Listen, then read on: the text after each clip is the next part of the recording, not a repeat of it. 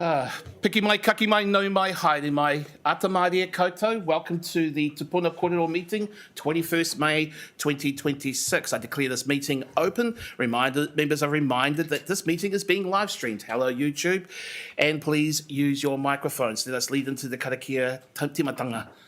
Toru whā, whakataka au ki te uru, au ki te tonga, kia mātātara ki tā. E hi ake ana te atakura, he tio, he huka, he hauhu, ti hei, mauri ora. Kia ora, everybody. We have not received any apologies from members. I note, however, that we do have Ataku's going to leave for another function later on, so just noting that. Public forum, we have no requests to speak. And conflicts of interest, do we have any conflicts of interest? Kaore. And there are no items of extraordinary business. Before we move on, I think it should be noted, and this is highly unusual, that there is a significant birthday today. So we will not sing. We can do that during morning tea, but I just want to acknowledge Your Worship Mayor Baker on your birthday. Happy birthday. Okay, confirmation of minutes. We are asked to confirm the minutes of the Puna Kōrero held on Thursday, 7th of May 2026. I move that we confirm the minutes as a true and accurate record of that meeting. Do I have a seconder? Yes, Councillor Trillin, thank you. I will now put the motion. It has been moved and seconded. All those in favour say aye. Aye. To the contrary, abstentions, that is carried. Reports 7.1. Spicer Landfill Future Options Deliberation Report. Now, I note that we do not have our colleague from Wellington City. They will join us in due course, but I'm going to just read out what I was going to have in advance anyway. As part of this item, we will be joined at the table by Councillor Tony Randall from Wellington City Council. As part owners of the Spicer Landfill, Wellington City Council have an interest in its future. Councillor Randall will be able to ask questions of officers and participate in debate. However, as he is not a member of this committee, he will not be able to move any amendments or vote. So, just making sure this is an unusual circumstance. We had this during the deliberations on this item, merely replicating that same approach as before. As indicated to you all, committee members, I am moving a chair's recommendation. I understand that that's going to be brought up on the screen. Atamaria, Councillor Randall, please join us. Committee members and Councillor Randall, I have already circulated this proposed chair's recommendation, which is marked in red on the item on the screen. You've had a copy of that. You've had my notes on this as well. I think I should just take, I don't want to dwell on the substance of the recommendation. I've communicated that wording, the rationale, but I want to thank you to those who wanted to have further clarity in advance of today. That's what I would say is good process. You'll know my concern on waste and Porirua. I hope it illustrates my sincerity as to the reason why we need a request from the CE, our expectations. I think the motion is clear on what we're looking to have included, and that we as a council will have more opportunities to discuss this as we proceed through the LTP process. But my conscience cannot allow a decision to effectively close a landfill and then not push for action on measures that would help the city and our region in meeting its obligations to the regional waste minimisation plan. So I will sum up the rest of those things when we get to the end of the debate. We have our officers here. Do officers want to give any comment beforehand that we'll consider the items? Sorry? Seconded, yes. Councillor Trillin has seconded. Thank you, Councillor Trillin. Officers, do you have anything further to add to this item? With respect to the amendment? Yes, if you wish. Thank you, Chair. I would just like to say a couple of things. First of all, that we do have a body of work across the region under the Joint Regional Waste Minimisation and Management Committee, which Councillor Hayward chairs across the region, which is actually already has work underway in almost all of those items. It's actually been a fairly low-profile committee to this point, but my sense is that it's going to get a turbocharging. I think because of what is happening with Spicer is really raising some of these issues into our consciousness. So on that basis, we're generally comfortable with the amendment, with just one exception, and that's with F. wastewater sludge management and processing, and sorry, I should have pointed this out earlier, actually ceases to be our responsibility on the 1st of July. It becomes the responsibility of Te Aki Wai. Te Aki Wai is looking at this specific issue, but just as to whether or not it lays in our LTP, Chair, I'm not sure that it does. In fact, I'm pretty sure it doesn't. It actually belongs in the Water Services Strategy, and it is. So in the Water Services Strategy, there is $70 million for that particular work in the WSS. So that's my only concern, really, with respect to what's amended. Fine with that. I maybe you'll make a clarification and we'll go open up to questions. As Te Aki Wai does not go operational until July the 1st, it still sits with us in that period of time. Of course, this is an item that's going to cross over the boundary into the Te Aki Wai period of time. I do appreciate the clarification from officers in regards to that point F. I would think it should stay in, but noting, being very clear about what that means in terms of process moving forward, if everybody's okay with that. And Councillor John, the second, you're still happy with that? Okay. Councillor Randall. Now, bear in mind, I usually go for questions, so feel free to get questions, and if you want to make comment, then I will make sure we stay to our standing orders. So, yes, no, I just wanted to, I guess, note for the record the City Council's request, the Porirua City Council, that the future of the Porirua of spices is actually that the Wellington City Council has an involvement in that, and that the City Council has requested that we work together through a joint committee. okay. No, I don't think that's necessarily needs changing in this, other than the fact that that's not noted. So I think that that's a very clear point, and I think it has been raised in the submission process as well. I'm well aware that officers have been made aware of that, and part of the reason why you are here today is also part of that understanding of the role that Wellington City plays in regards to the operation and oversight of the site. Councillor Duncan. Just want to clarify with Wellington City Council, have they backed off food scrap collection? So the City Council's made a decision a couple of weeks ago to not... So the officers recommended that the organics collection, that was unaffordable, but the City Council did not stop that project. They paused it for a year, I think mainly because they recognised that some investment in this area is important, as you've recognised, and that they wanted to flag that this should be part of a key part of the Wellington City Council long-term plan, and of course on a regional basis. Thank you, Councillor Randall. I'm sure that Wellington City could also, through our officers, furnish a more fulsome response. Notwithstanding the direct response from Councillor Randall, just want to make sure that the council... And I think that's appropriate. Yeah. Councillor Duncan? Any other questions at this stage for the item? Yes. Councillor Lawler. Sorry. Yes, I have a number of questions of clarification. The first one, page 14.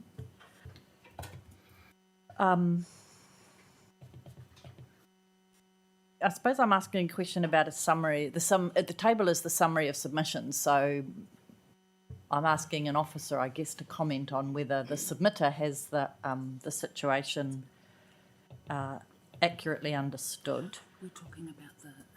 Oh, talking about the amendment. Yeah. I think that the chair's recommendation stands part. It's so we cover it as if it were the substantive, so you can ask questions. Questions about the report. Okay. So there seems to be a summary of the submissions that option A is the best environmental option. I just want to check whether that is the advice from officers, because we had other submissions saying you need a full range of fill to, manage the landfill, etc. So is part of the recommendation of officers that option A is the best environmental option? I have about 3 questions. Do you want them all, or should you want to go once at a time? Let's. I think we'll do it one at a time, because that way, Okay. I don't think anybody else is, apart from the speaking list, I don't think anybody else is jumping up and down yet. So feel free to ask these questions, Councillor Lawler. Can I get a response on that first question? Sure, through the chair. All of the options have that equal environmental benefit of closing down the area as a disposal facility. Of the three options which involve a refuse transfer station, the environmental benefit is simply that, again, there's nothing to be buried on site. There's a holding of waste for a relatively very, very short period of time instead. With option D, full closure, obviously the transfer station is not part of that option. However, from the point of view of the relative difference between what we're doing at the moment in burying everything on site versus option A, B, D or C, the environmental outcome is markedly different. Thank you. There also seemed to be a theme from submitters who supported option A, that option A would be cheaper for them. And of course it's less cost in terms of what we have to construct on site, but from a user point of view for the transfer station, isn't it more costly than B? The gate rates are modelled off sort of a very high-level estimate of design and what we will put back in place. And with option A, obviously, it's the smallest thing that we'll be constructing, so it attracts the less capital investment. Options B and C required us to shift the road completely, take out the new offices, for example, and we will be trying to recover that capital off a sort of a not quite a secure volume of waste. We'd be looking at commercial volumes that we can't say we would definitely attract. So option A provides us, I suppose, the least capital investment, which gives us a bit more surety around what that gate rate could be. And just want to note as well that these were indicative and that there is the scoping to come, which will help sort of redefine what that cost would look like. Thank you. And just my final question, page 18, we talk about option A, this is an officer comment, that option A provides the strongest opportunity for better waste minimisation outcomes. I'm just trying to think, I suppose, I mean, a number of us visited the site at Silver Stream. I was going to say Silverdale, it's the Aucklander in me coming out. And so I'm just trying to understand, like, theoretically, the more that comes into the transfer station of whatever kind of waste, the better the opportunity for waste minimisation, theoretically. But we're suggesting option A provides the strongest opportunity for better waste minimisation. Could we explain that a bit? Yeah, and with regards to the space that's needed for a much larger scale commercial transfer station, it's already a site that's quite constrained space-wise. If we're only constructing a smaller domestic station, it gives us a lot more flexibility with the remainder of the site to be able to set up a facility such as what you saw at Silverstream. Fantastic. Thank you. It's a helpful report. So I just would like to... Can I just provide some context for our environmental advice in particular, Council? I'm slightly uncomfortable giving you advice that talks about the environmental benefits, and there are for the Porirua City Council in closing the landfill, but of course we're shifting our waste to another landfill. So I just want to be really cautious when we talk about environmental benefit. Yeah, sure, we can look great with our carbon footprint, that kind of stuff, but someone else's, yeah. So that's why it's so important that we actually minimise our waste at the same time. Understood. Thank you. Any no other questions, Councillor Law? Councillor Fiddle?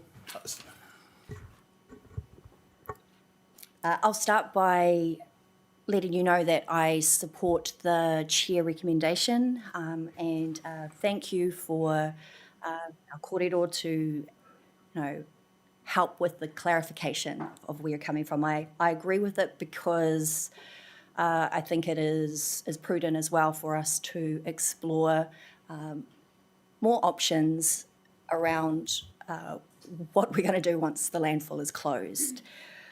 I do have a question, and it follows on from Councillor Lawler. So my understanding is that there have been quite positive solutions being proposed from the iwi with infrastructure manager and the mayor, and they do sound quite good. I don't know the level of detail, but it sounds like a good way forward in terms of answering what Councillor Lawler was speaking to. So my question is, when will we as a council hear about the details of those solutions and that the innovative solutions it sounded like in a workshop? Will this be a part of the next steps for the LTP consultation? Yeah, sure. So as part of my role as a GM infrastructure, I'm constantly in touch with the market and what's going on to determine what advice I should be giving you about big infrastructure things, such as the future of waste management. So currently we are having discussions, informal discussions with 4 or 5 suppliers of alternate technologies to landfills. New Zealand's future is not in landfills, it's in alternate. Now, all of these things are highly expensive, unproven so far in New Zealand. Most of them are very attractive because they are also linked to our energy sector. And so all of our waste, most of our waste has calorific value. If you convert that into energy and then somehow consume our energy in an industrial way, it's a really good environmental outcome. We're not yet ready to bring you any advice along those lines. If we were going to do something like that, we could not do it as Porirua alone. We would have to do it with other councillors and probably the whole region. So can I just give you assurance, Councillor, that we are having those discussions with officers, colleagues in the region? In fact, David and Chloe, I think, are popping up to... Manawatu is one region that's really looking closely at this, so I think the guys are heading up there in a couple of weeks' time to have a chat with them. We're in no way ready to bring that to you yet. There'll be a massive procurement piece that needs to go before we kind of settle on whatever it is that we decide. So we're looking at all of that stuff, all of those options, including one that we know that Ngāti Toa is interested in and involved with. But we're not yet ready to bring you any formal advice on that. But I would give you assurance that we are looking at all of those things. We are talking closely with Hutt and Wellington cities in particular, who are also faced with short-term or medium-term issues with their landfill. So this is, well, you're quite right, yep, but that is the next set of advice that we'll be bringing you with respect to management. Maybe that is not us that owns whatever that is, and maybe that it is someone entirely different who we haven't thought of yet. But we're not ready to bring you advice on that just yet. Okay, so my understanding was that in terms of cost, that this wasn't going to be much more than what we're already paying, and that it would, in actual fact, replace the revenue that we are currently receiving. I did say that it sounded too good to be true, but I also haven't seen the detail of what's involved, and I wouldn't want to close off to that because I thought it sounded too good to be true, because I think it would definitely be worth exploring if it turns out to be a positive thing for our city. So just so I understand what you're saying, you are receiving and working with a number of enterprises, organisations that have options for alternatives to landfills. No, we're not working with anybody. We are keeping ourselves abreast of developments in the market. We are very aware of the sensitivity around this from a procurement perspective, and wouldn't do anything unless we had a full process wrapped around that, Councillor. Right. So in terms of what I was asking for, to have more info about it, are you saying that this would be more of a regional, sorry, what I heard you say was this is more of a regional approach. It would need a few councils potentially involved. So would that mean that we wouldn't be hearing anything in this LTP process about those options that is being proposed, those possible solutions? Is that what you're saying? I don't feel that we'd be in a position to do that for this LTP, Councillor. We're talking about hundreds of millions of dollars worth of that may not even be, probably won't even be councils that actually invest. So, but we can keep you updated and briefed, but I doubt we'll have enough information to give a prudent advice for you for the LTP. So my understanding as well was that it was open to, because as there are options where it's council that delivers, council in partnership, or potentially somebody else delivering. So the options, that aside, if it is a positive solution that could solve this, wouldn't it be worth exploring it, even if it turns out that what you're assuming is correct? Yes, definitely definitely worth exploring, and that's what we're doing by gathering a bit of market intelligence. At some point, we will want to go to the market, but we wouldn't do it alone. We do it with other councils. We're talking to the other councils about that. I wouldn't want to go too far down this track in this discussion at the moment, because we need to be really careful around procurement, and there's a whole bunch of analysis that would need to inform our advice to you. But yes, to give you assurance that there are definitely alternates out there. They are horrendously expensive, by the way. So we need to think about where that fits in with respect to, first of all, how we would fund it, and secondly, what the impact will be on our residents. You want to cover anything else on that one? Not at this stage. Thank you, Chair. I note that there is still conversations that still have to be had with other councils, as you've mentioned. If there is a procurement process, if council choose or any council chooses to go down that path, that is a highly prescribed process and done for good reason, so as to make sure that we've got an auditable and robust process. So I understand that the limitations around that. It may be useful, however, I note for officers to be able to disclose as much as you can the potential solutions that Councillor Fila is talking about. I understand that you do not want to play preferences about that, but also it has been disclosed there may be mechanisms to do that without puncturing council's need to be impartial in terms of those types of choices. Perhaps we could arrange a briefing on what some of the emerging technologies are that might be on our horizon. That would be useful. Yeah. Okay, let's do that. Councillor Duncan, then Alkamatua.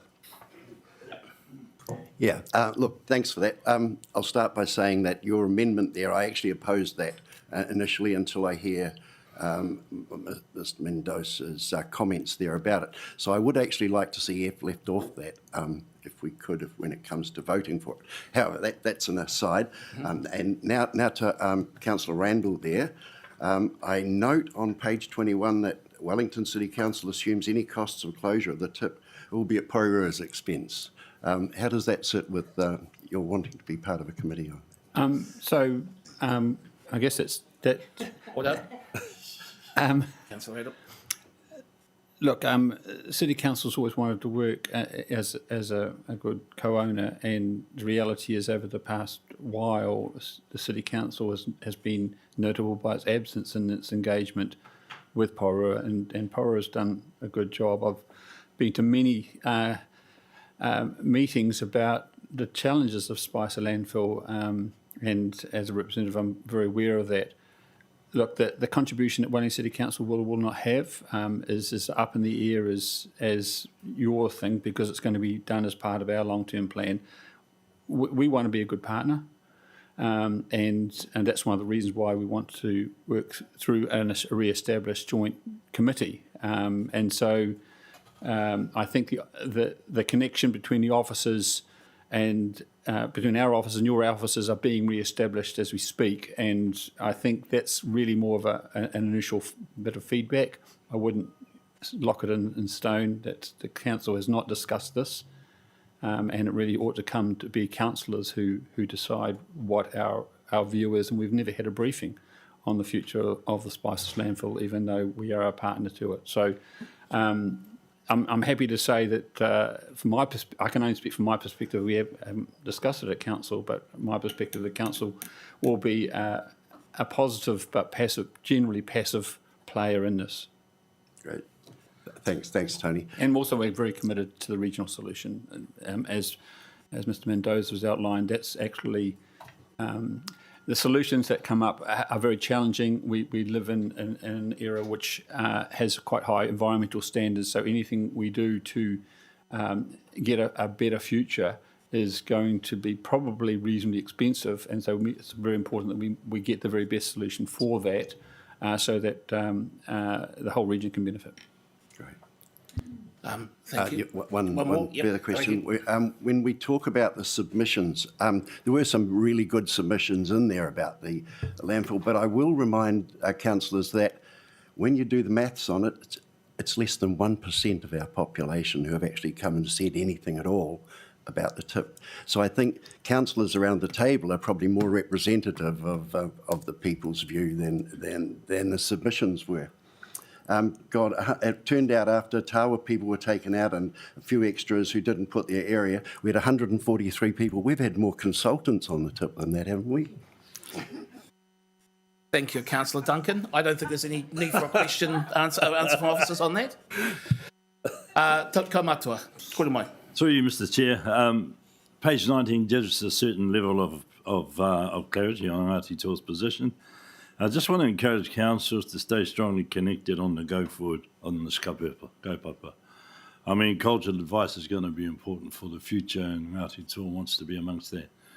So stay connected, stay strong in terms of the relationship around this particular tai ao kaupapa. Yeah. So kia ora for that. Kia ora mo tō whakaaro tāku. Councillor Leggett. Thank you. I just wanted to ask Mike whether your reference to the body of work across the region, which already is underway, covering most of the amendment, does that relate to what you were saying, or what the paper says under 7? Because I'm having difficulty in separating the wider issues from what we went out to specifically consult on, and I see them as two different things. And you're saying that there's already, in the last sentence, the wider interest, which is the focus of the Wellington Region Waste Management and Minimisation Plan, has been noted and will form the context and focus for advice in forming the forthcoming long-term plan. What were you meaning specifically? Is that covering the amendment? So the Regional Waste Management and Minimisation Joint Committee has a number of work streams that are active under it. Those are sponsored by different councils. They're at varying degrees of maturity with respect to how far through they have come. We can bring a briefing to you, a fuller briefing to you, if you like. Those work streams cover off almost every aspect of waste management across the region, including residual waste. Residual waste is the issue that Councillor Whiro brought up. Right? So it's already being thought of semi-formally, or formally actually, under the auspices of this umbrella. So it really covers everything, Councillor, and they're all at different levels of maturity. Well, so if that's the case, does that mean that the amendment would be going over work which is already being done? I would say the amendment complements the work that's already been done.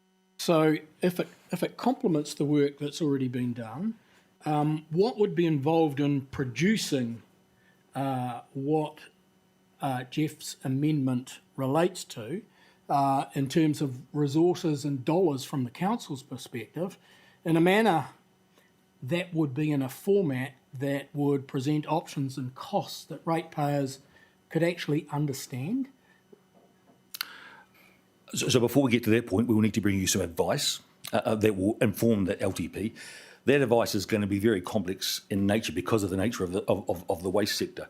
So we'll be bringing that to you as part of the trade-offs that you will need to make before we go out and consult on the LTP. In terms of the effort that's required to do these things, which I think is the nub of your question, most of those things we have already given a considerable thought to, if we haven't, other councils have. So we think that the marginal effort required to bring you advice is not too bad. David has a well-resourced team now, and we're in a pretty good shape to be able to provide you with the advice that you need to stick that stuff in the LTP. I'm happy to speak to two parts to regards to the Chair's recommendation, so as to give you some clarity. First of all, the Joint Regional Waste Minimisation Committee passed its plan in the previous triennium. At that point, there was no conversation about the potential of Spicer Landfill being closed, and it was worked under that assumption.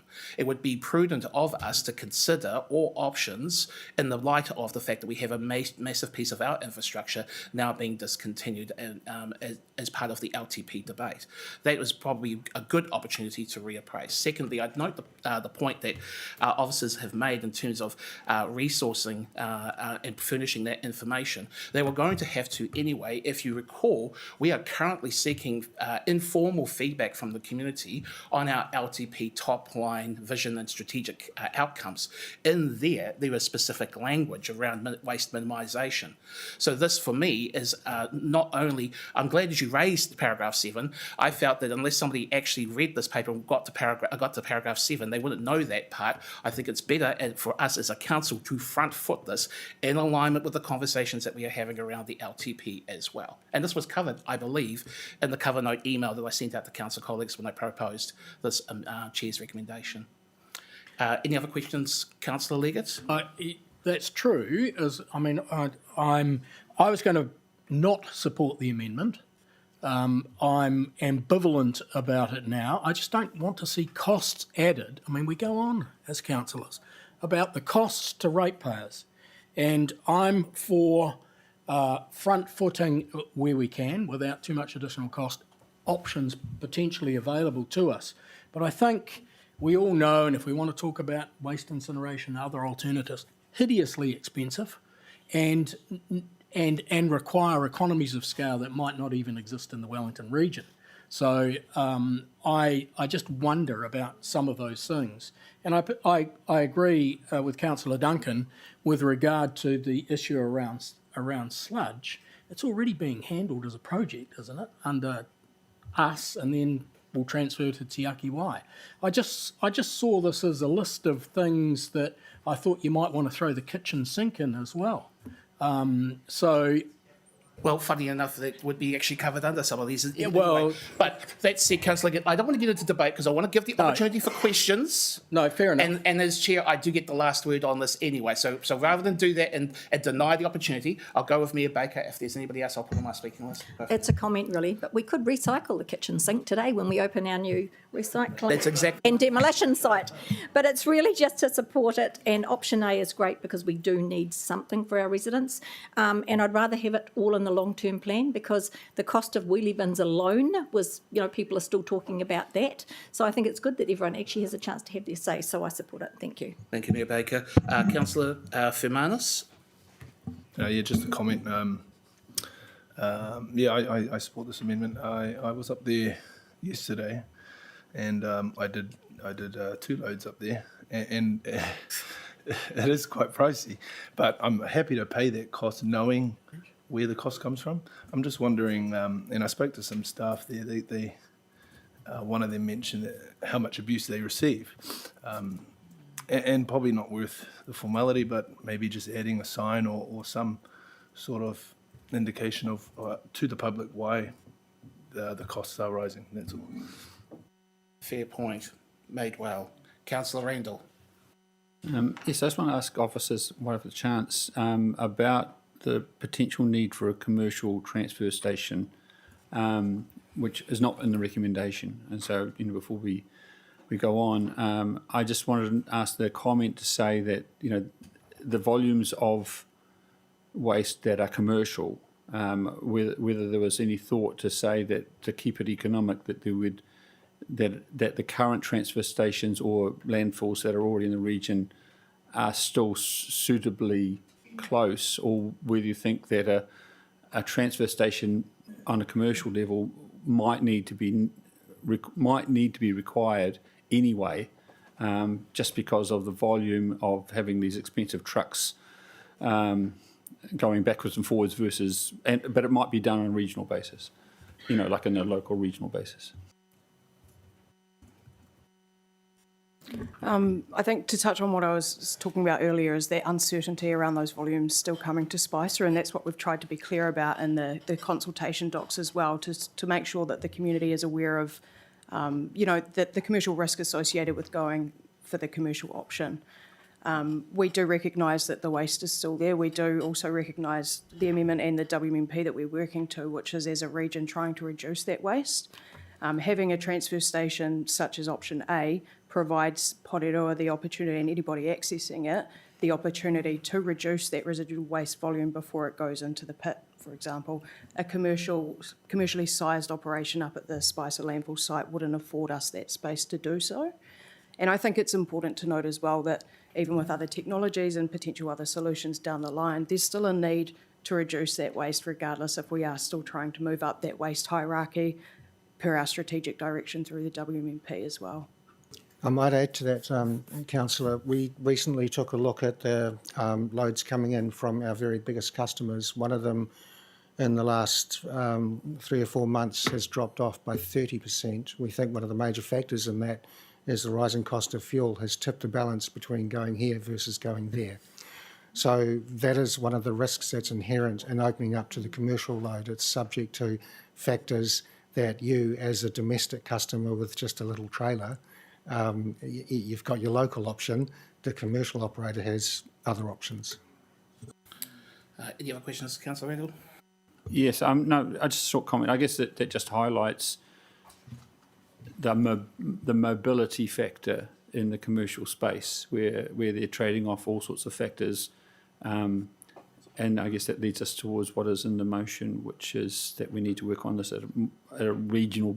You can't solve it at the Porirua City Council level. You need to solve it at a geographic level. So I think that answers my question. Thank you. Thank you, Councillor. Councillor Lawler, then Councillor Waddle. Thank you. I support the recommendation. I would, I just make one comment on the report itself, and that it refers to the siting of a transfer station.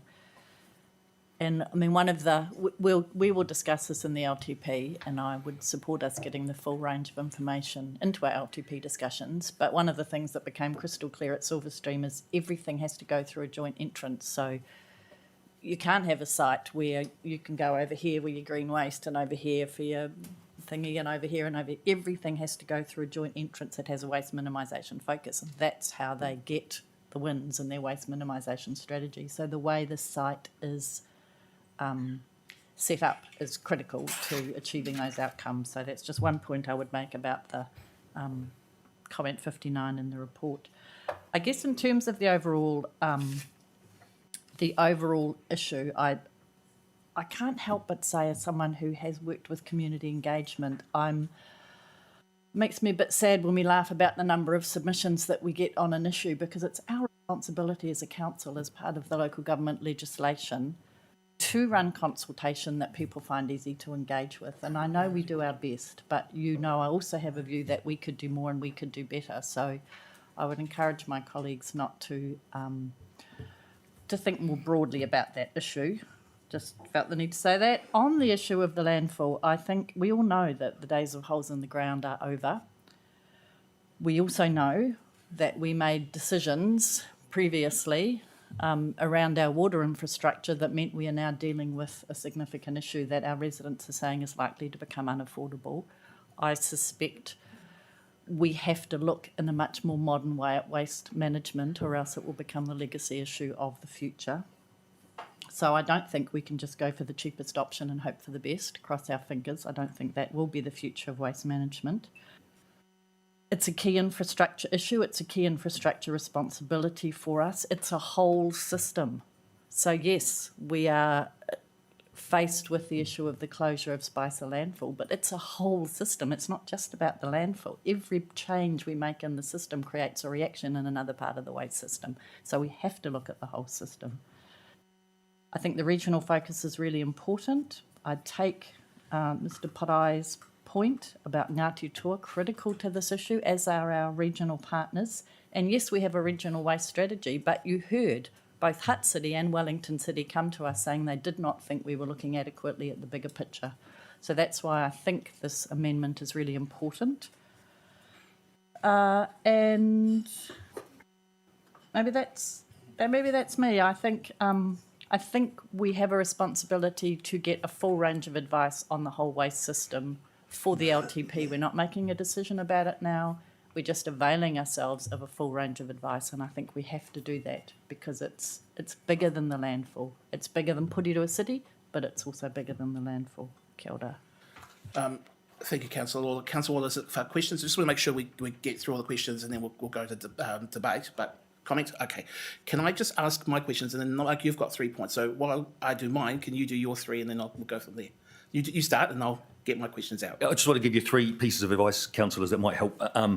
First of all, Dave's just reminding me with respect to funding for this, it's not actually rates. Now, I don't want to be accused of dancing on the head of a pin. It's not actually rates funded. This is funded from waste minimisation levy money we get back from the government, and that's money that you pay when you cross the weighbridge, and then it gets redistributed back to us. So technically it's not rates money, but it's still public money. We should think of it as such.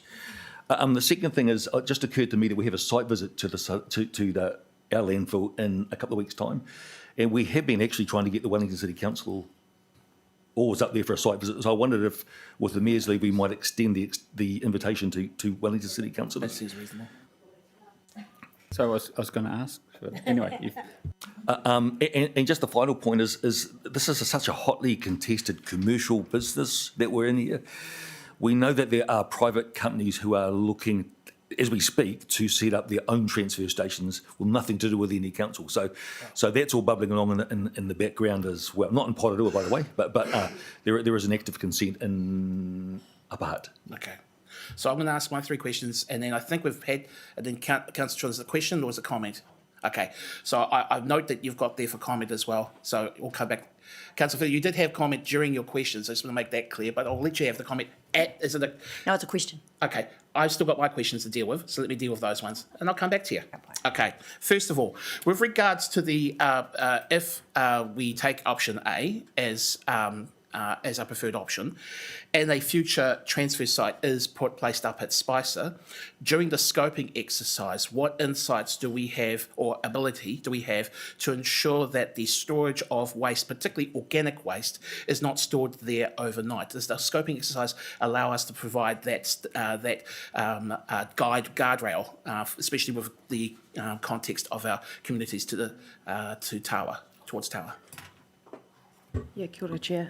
Yes, we'll be looking at all engineering controls that we can to suppress odour, and not retaining waste on site overnight will be the key. Ultimately, there are things that occur, weather events, for example, we've had a few of those lately, so we will be factoring in to the design process, what do we do if that were to occur? How do we prevent odour risk or, other nuisances or impacts to the immediate environment around?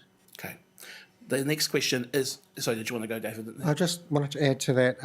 There are transfer stations around. There's one in Palmerston North that's quite close to the city centre.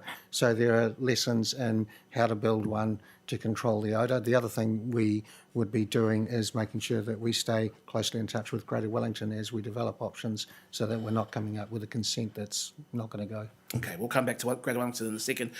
In terms of that scoping exercise, you mentioned before the lessons and insights from other sites like Palmerston North. Would there also be insights from Silverstream in terms of being able to create a large enough space and be able to create a better arrangement for more proactive diversion of waste when people go up there with their cars and trailers? Yeah, absolutely. Silverstream's one good example of what you can do to reduce the waste and give people that opportunity to reduce that residual waste output. There are lots of other really good examples around the country, Raglan, Wanaka, for example, where this is how you design it. You make it as easy as possible for people to do the right thing for the environment and the right thing for their pocket at the end of the day as well. And then we deal with what we can't, unfortunately, take elsewhere through the pit and the transfer station. Thank you. And furthermore to that, with regards to scoping, will officers be considering looking at fiscal financial incentives to try and change consumer behaviour in terms of that diversion, like is being done at Silverstream currently? Yeah, I think it's really important to consider all avenues that we can to help with the behaviour change that needs to come to help us reduce our waste. We need to give people the opportunity to do that, the education required to do that, the why, and the incentive as well. Pricing levers are a really good one for behaviour change. Okay. Next question is, again, because some of our submitters seem to be confused about the possibility of our council seeking and consent to extend. Perhaps I'll make this easy for you, and it was a question very similar to one that I've raised in a workshop before. It is officers' opinion that because of our current operable consent not being 100% compliant, the odour issues, we are not in a position to be even able to apply for an extension of our consent for Spicer Landfill currently. Good question. We confirm we're not in a position to be able to do that, whether it's a matter of time or those environmental constraints on the site and so on. Okay, we want to make sure we got that on the record for those on the YouTube. And likely impacts, there is an equity issue here as well in terms of that if our household collection, curbside household collection that's just been picked up on contract, there's very likely to be a cost impact to those individuals who are purchasing the black plastic bags. Are officers mindful of what that kind of impact would be as a consequence of Spicer closing at this stage? Excuse me. With regards to the plastic bags, for as long as they're in existence anyway, we gear the price of the bag to the gate price. So when we're checking the gate price, we test the sensitivity of that increase against the price of a bag. With respect to bins, it's all influential with regards to what the gate price is. Yes. And that's obviously a commercial decision for the commercial operators that they will seek to balance against cost of transport as well as gate fee when they are deliberating which site to dump landfill the waste that they've got. Yes, correct. And as I mentioned before, those commercial operators have a number of different levers. Okay. I just want to make sure we had all those questions covered off. Councillor Field, you had a question? Okay. It's a question of clarification following on from Councillor Leggett's comments when he mentioned that potentially the Chair's recommendation could have potential costs. So I just wanted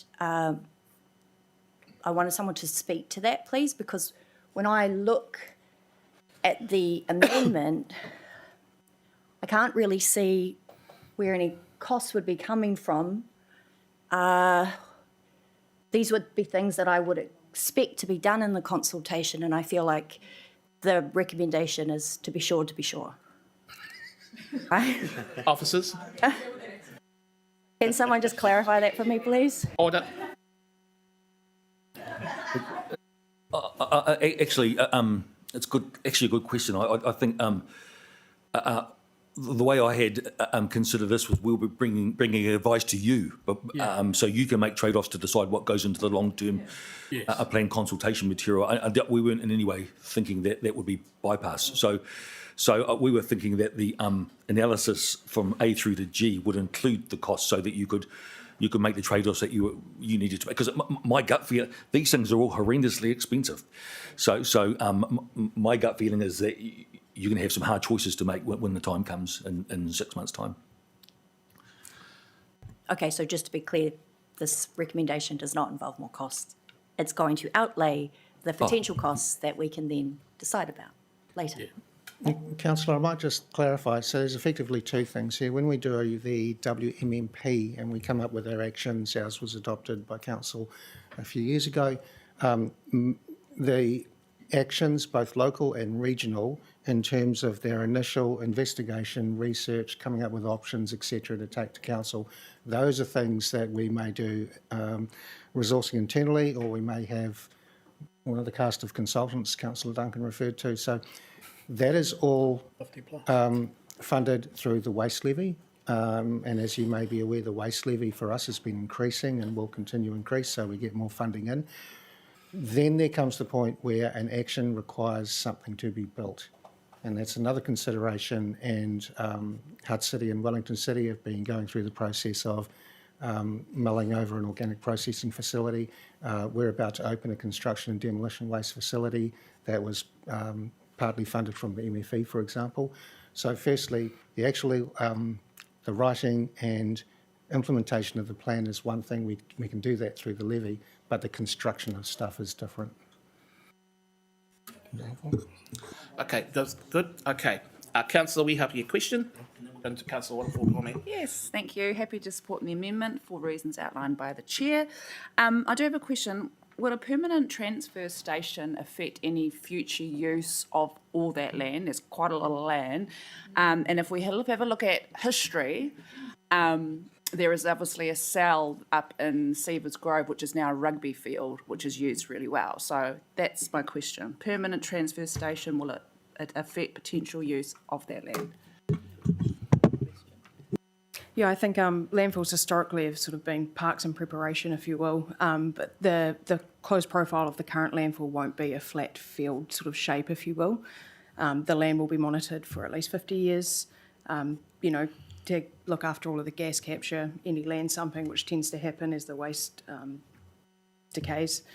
But in terms of usage, no, that the transfer station being where it's intended to be, if option A is selected, that is where the current transfer station is. The rest of that land is still available land. Yeah. Okay. Councillor Waddle, colleagues, and then Councillor Trullan. Oh, thank you. I've been waiting. Look, thank you everyone, I think, for all the questions and clarification. And also, I think it's worth thanking all submitters, less than 1% of the population, but that's by the by. At least we had the engagement. I think holding this consultation away from the LTP and without the other things that can bog you down, I think is really key to why we've got quite a good turnout of submitters for something away from an LTP, Councillor Duncan.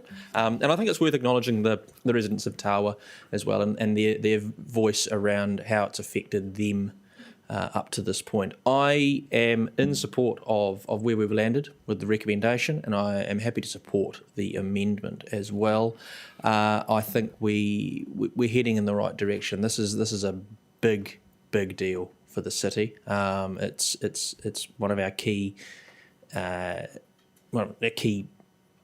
jobs as a council, as highlighted by the Local Government Act. But it's not just about what we do as a council, it's about what we as consumers do and people in the community do going forward. Education is important, and I think we need to keep pushing that because, as Councillor Lawler highlighted, the hole in the ground is a thing of the past, and we need to be conscious of that, and we need to start shopping smarter and disposing of our waste and recycling smarter. So let's get on with the job. So thank you. Councillor Trullan, comment? Kia ora, thank you.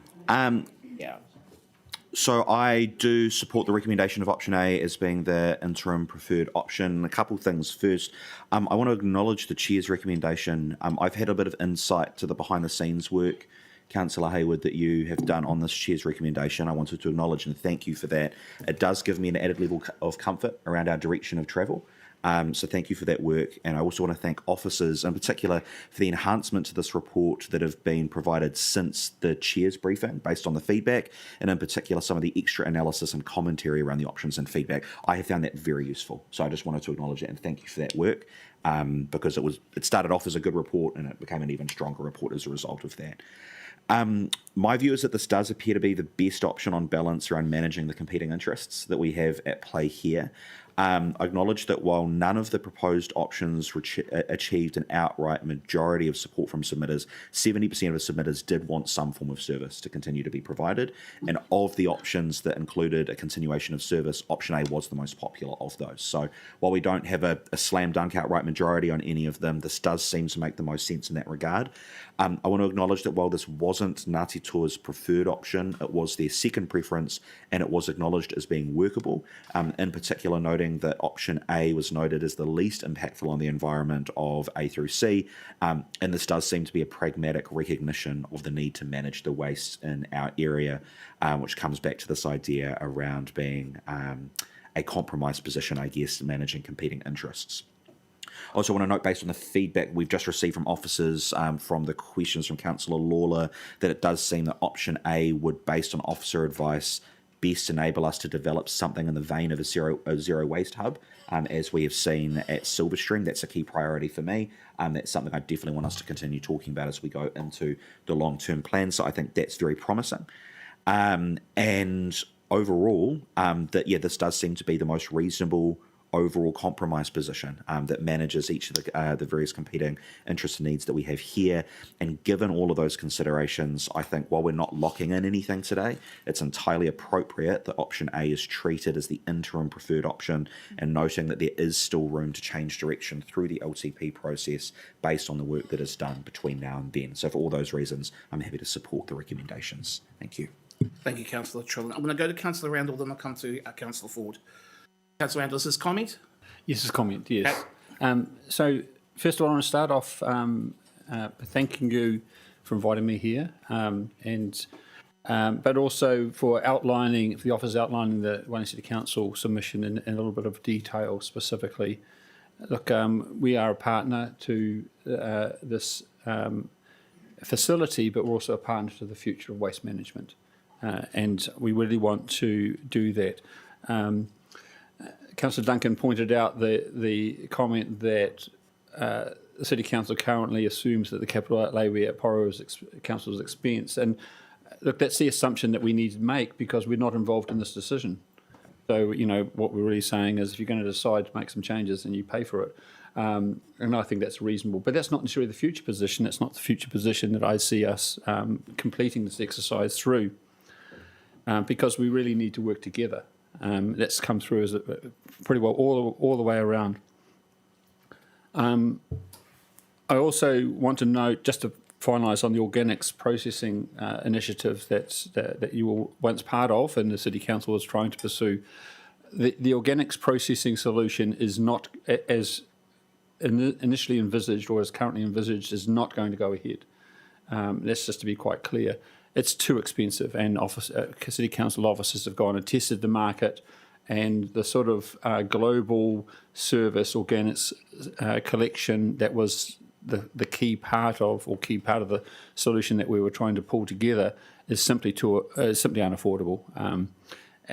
But that said, the initiative has not been stopped. The initiative, the council has decided to postpone the project, if you like, to reserve the funding for that, because we know we're going to have to make Wellington City Council is going to have to make a significant commitment towards this, so we're not going to let the money go off somewhere else, and it's the position of the council.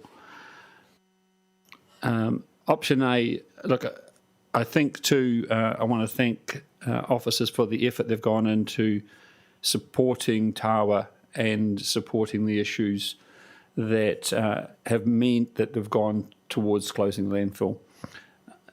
The landfill was actually a pretty good facility and was well managed, and unfortunately we do have this persistent odour problem. I want to thank the officers for the years of work that they've put in to try and solve this problem. And if the fact that it hasn't turned out to be solvable, I don't think is due to the lack of effort put in, and investment for that matter, from the Porirua City Council. And so on behalf of the resident of Tawa, thank you for that as well. The other factor which I want to put in from this Wellington City Council point of view is our concern about the future. We're looking at the same sort of issues with the southern landfill, and while we haven't had a briefing on the closure of the Spicer landfill, we have had a briefing on the impact if all the Spicer landfill waste comes to the southern landfill, because that's a capacity issue, and that will significantly shorten the lifespan of what the southern landfill is able to handle.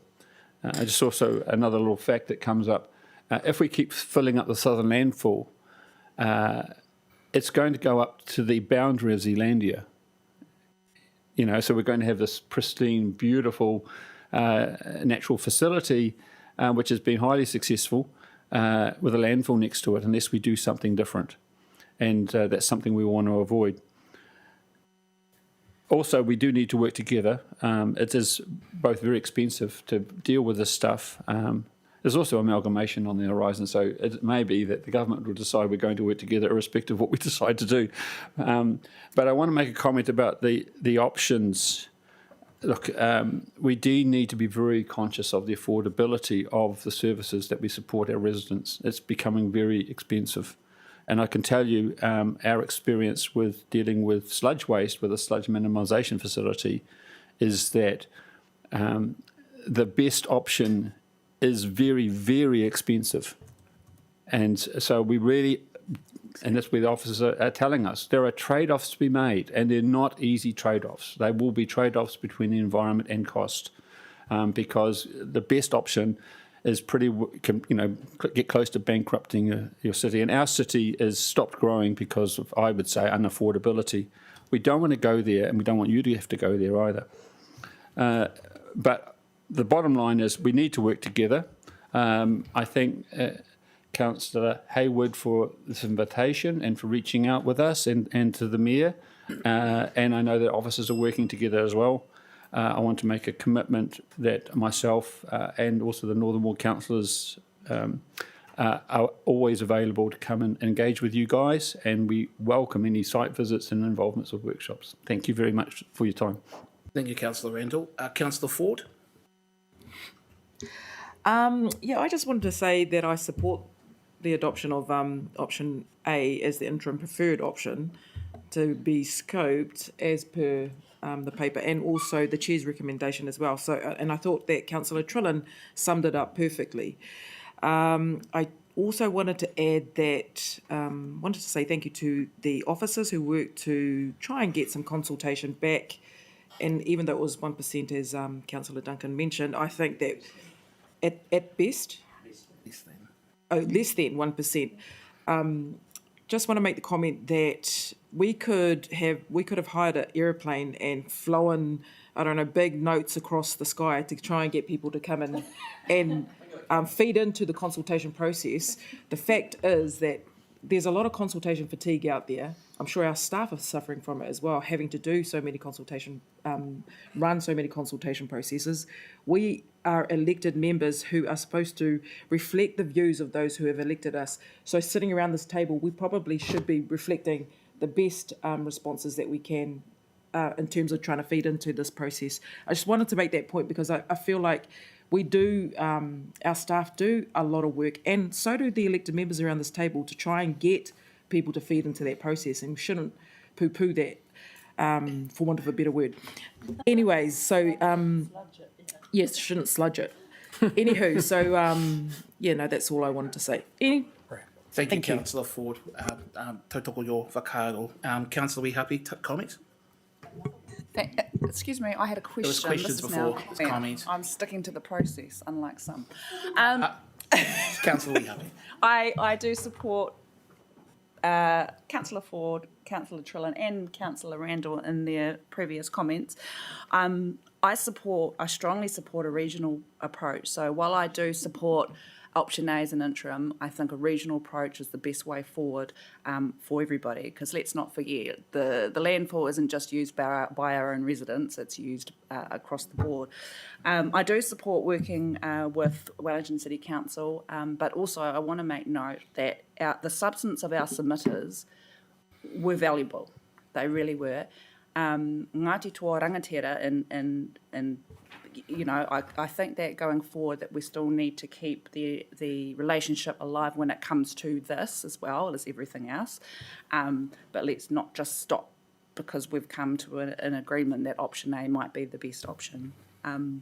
Also, with our commercial waste, sometimes we forget that commercial waste is just businesses. It is, in fact, our residents as well that get hoha with rubbish bags because, you know, animals get into them and it gets all over the road and they're not, you know, they're not fit for purpose. And at the moment they are, and thank you for your explanation around these commercial businesses that are suffering. They are, and I know this for a fact because I'm a customer. And unfortunately, it is taking them 2 to 3, sometimes 4 days to collect our rubbish on proper rubbish days because obviously they're lacking the resources that they need. In our areas. So there's something to keep in mind as well around the commercial sector. Yes, and that's all I've got to say. Thank you for listening. Thank you, Councillor Wihapi. Councillor Duncan, comment. Yeah, thank you, Mr. Chair. Look, I don't want you to get the impression that I'm denigrating submissions. I mean, there were very valuable submissions in there, but they were less than 1% of the population. And what I take that as is tacit approval for what councillors are doing around the table. I think they're thinking, yep, you're doing a good job, I'll go along with whatever you come up with there. And so, so that's my comment on that. The other one is this comment that the hole in the ground is gone. That's about as accurate as a circular economy. They're both a crock. I can't think of anything we use in the community or in life today that doesn't have an end of life, including life itself. And in the end, you have to either bury it or burn it. Yep, that's it. So you need a hole in the ground or you need somewhere to incinerate it. So that's where I stand, and it's the same. Like waste is a reality. It's going to happen. You're not going to stop it by saying all these lovely things about how nice it is to recycle. Yeah, right. But things actually do die, and that's my comment. Thanks. It's a rather morbid end, but thank you, Councillor Duncan. Councillor Leggett, comments? I also support option A because I think on balance, it addresses commercial risk and affordability. You'll be pleased to note, Jeff, that given what I've heard around the table and the explanations around your amendment and the issues, and I'll also support the amendment because I think that will give us some additional information for the LTP that will afford our ratepayers the ability to be able to make some trade-offs as well. I support overall regional solutions, but I'm really aware, and as Councillor Randall and others have pointed out, that the cost of regional solutions will not be light, and it brings into clarity again that whole thing around affordability and the trade-offs that we're going to need to make in the future. Even if a regional solution is great and solves the problem, we might not be able to afford it. So we have to be aware of those things. So thank you for bringing it up. Thank you, Councillor Leggett. I'm going to consider that we've had all our questions and we've done all our debates, so we'll get to the final word and then we'll have the vote on this, eh? So before I want to begin, I want to appreciate the work of officers. This has been a long process with the alternatives review, the workshops, the public submission process, and today's decision for a preferred option, which could still be modified as part of next year's LTP. It would be fair to say that I am not euphoric to be voting for the preferred option today. None of these choices are ideal, and I want to be very clear, we're not in a position to say where we can simply choose to apply for a consent to extend the operations at the landfill. With the odour problems we have right now, we are already not 100% compliant under the current consent, and you cannot ignore reality. Greater Wellington won't. Each of the options in front of us comes with trade-offs, costs, level of service, cultural values, community safety, and local control are all in tension here. There is no perfect option, only a least worst path forward for the landfill. I reflect on the submission from Ngāti Toa, who made it clear that even in a future without a landfill, the current direction is still not their preferred outcome. For myself, I've had to balance that against the question of fairness and equity. Is it right that maybe 10% of people who have no simple local place to take their rubbish, even if our direction is to reduce landfill use, we still need to think about what experience people have at home. If we get that wrong, we risk pushing people into worse outcomes, not better ones. Good design and operational rules will make the difference here. Hutt City's submission and the visit Councillors Lawler, Trillin and myself made to Silver Stream landfill last week showed that when you designed a site, the way people are guided through it and the way staff engage with the public all shape behaviour. That includes incentives to divert their waste, like pricing signals or discounts, which can help encourage better choices. We need certainty of the risks that leaving any waste, including especially organic waste, overnight that is not physically covered. So I want to acknowledge the submission from Rachel Allen for highlighting this point, and I'll be very keen to keep an eye on officers around that. I want to come back to something that I've said many times before, and it may reflect why we had a less than 1% turnout rate. Rubbish is not a glamorous issue, but it is one of the most important things council deal with, and in truth, we have run out of time to delay these decisions. The cost burden is already bad, but it will get way worse if we duck, dodge, dive, dither, and dilly-dally. And so, is there some sort of silver lining, some sort of good that can come from the bad? My proposed amendment today was about making sure we reflect what we have heard from our submitters and set ourselves up for what comes next. Because if we are serious about reducing waste to landfill, then this decision is not the end of that story.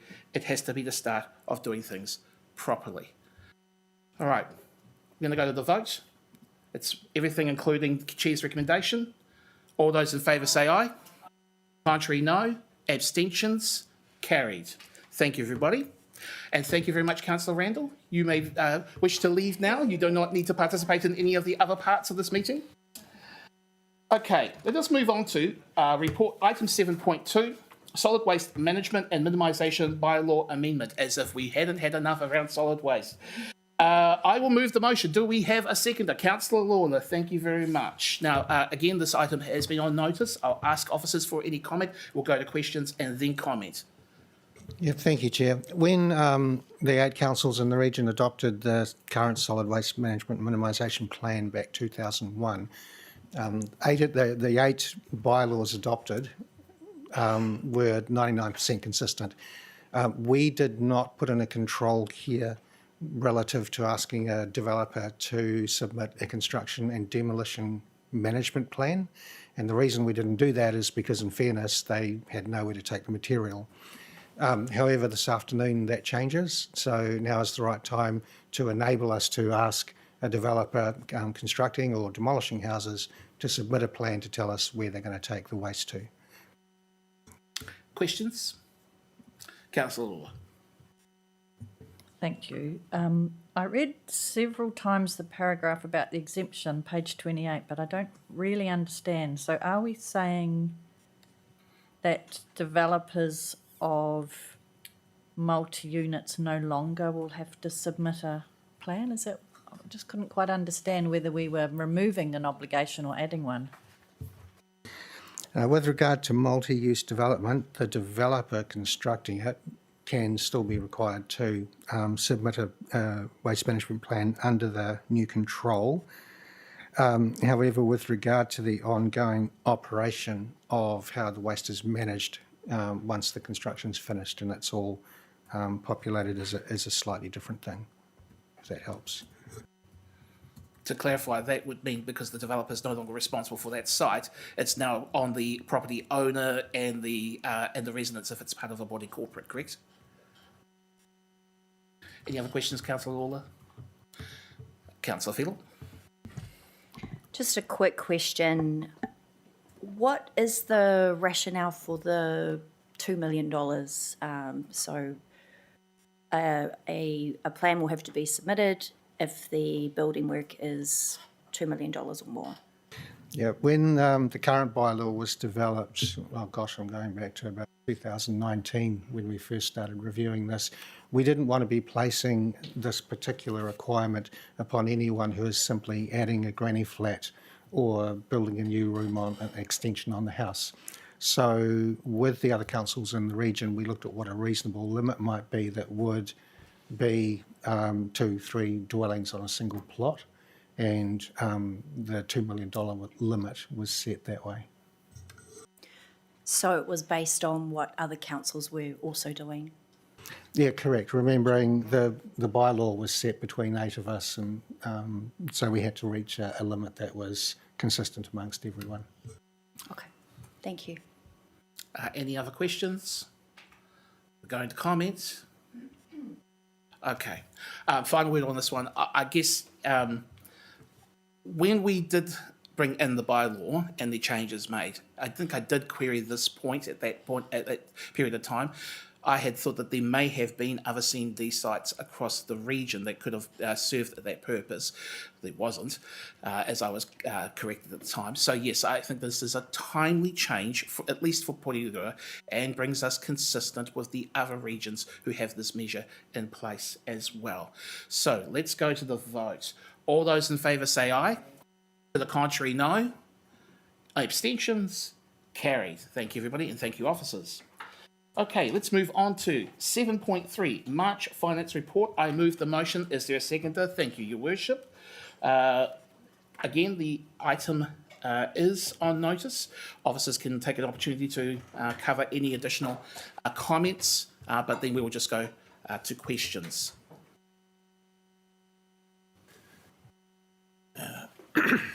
Thank you, Chair, and it gives me great pleasure to present the March third quarter result. It's a good, positive result. Perhaps before I get too far into it, I'd just like to also introduce Sam Costello. So Sam heads up our Finance Business Partner team, and so if you have any deep questions, then Sam will jump in and help me. But there are a couple of three additions to this the normal finance report, which are attached to the back.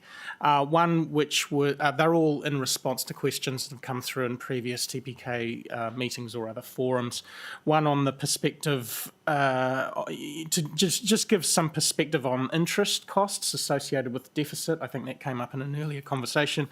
One around the balanced budget and a discussion about what happens with potential surpluses or deficits in that space, and one there just providing additional background around ratepayers, arrears, and so on. So, I'll get to those additions shortly, but just to give you a real summary of where we sit financially, third quarter, 1 quarter to go in this financial year.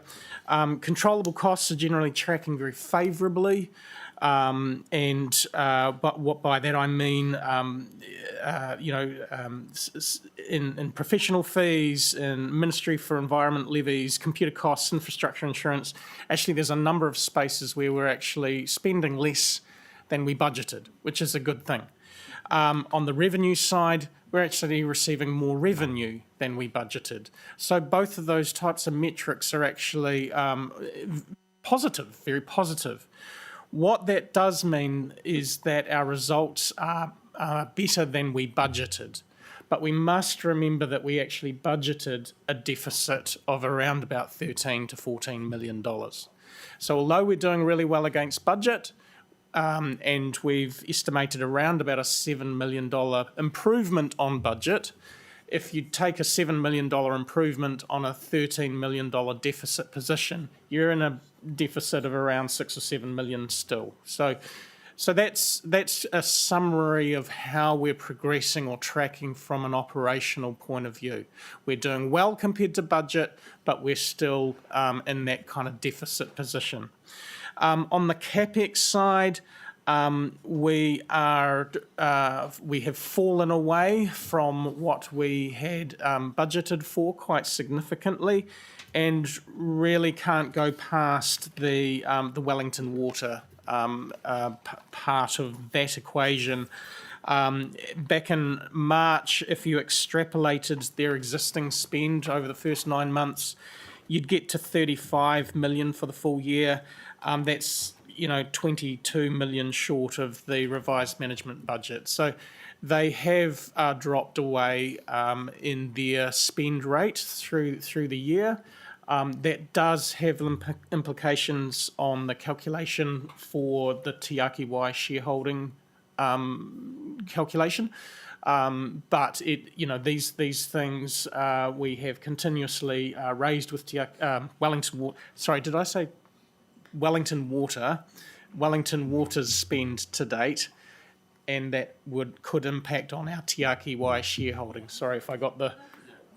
Did I say it right? That's good. Sometimes that's good. So look, OPEX, CapEx, I think things are progressing. OPEX certainly progressing well. CapEx, we're just not seeing the CapEx spend that we had planned for. But on the whole, from a financial point of view, we're doing better than budget. So I think that if I can summarise it in that regard, we're doing better than budget. To the additional questions at the back of the paper, which I have. Well, perhaps I should open up for questions at that point, and then we can do the additional pieces. We good to go? Yes. Sorry, I was just dealing with some process issues, so apologies that I did not benefit from your erudition. However, everybody else did, so we'll start with Councillor Duncan and then Councillor Leggett. Yeah, thanks for this report. It's great to hear that we're only $6 million out. Page 56, rates revenue, overdue rates debt continues to rise faster than expected. Should we be worried about that? And how close are we to getting that rates relief system set up for overdue rates? Should we be worried about that? Is your question through Chair?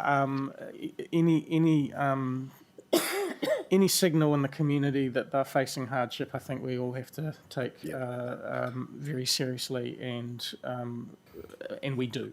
Yep. And, that applies to officers and councillors. I know it's a very significant issue. Okay, so but rising faster than expected, are we talking in terms of 5%, 10%? How fast is it? Well, if it depends how you judge it. So if you're looking at the penalties that we're applying, we're applying more penalties than we have ever applied before. That is of concern. The amount of outstanding rates, and that's one of the graphs in the later on in the paper, that's gone significantly upwards trajectory. So it is a real concern. Yes. Okay. Second question. Page 58. Other expenses, full year savings ends with delays with the class replacement. I didn't understand what the hell that was. So we are perhaps. Oh no. Okay. So class is a system that has been embedded in council for a long time. I'm sorry. If we, I was here back in 2007, 8 and 9. We were struggling with, we were considering replacing the class system back then. It has taken a long time, but the project has successfully implemented part of that process. But it is, so back in March, this is a March report, I think it's fair to say that there were the delays at that stage. I think we've gone live with it just in the last month or two. So there's two solutions for replacing the class replacement. Yeah, through the chair, I think the question is, what is it? Oh, what is it? Oh, booking system. Sorry if I misunderstood. There's a booking system for halls and, all of those types of things. Excellent. It's also used as a front of house sales system at Pātaka and the arena and so on. Great. That's brilliant. Okay. And page 58, item 12, non-controllable revenues, Bottomley Park stormwater. That was scary, the numbers there. Can you explain that one? Yes. Look, this has been quite the journey, and I thought I'd bring it out in the report for full transparency. So. It's a Kaingaora managed project that was we didn't have a lot of involvement in the day-to-day management of the project. It was originally agreed that it was scoped at around about 80 million, and that our portion of the costs would be about 10 million. So they, 70 to 10 at the time seemed like a great deal. When it came time to finish it, so it's obviously been finished and now vested to council, so it's operational and it's now our asset. But we as accountants have an issue. Well, what value do you put on that asset? What in the fixed asset register? How do you capitalise it? What value do you use? For all vested assets, we use Wellington Water to provide us an indication of the value of the asset that we are receiving.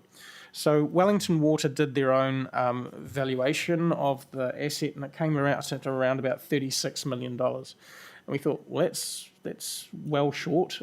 Maybe we should engage WSP to value it, and they came out with 22 million. And that's I'm taking you on the journey here, so full visibility and transparency.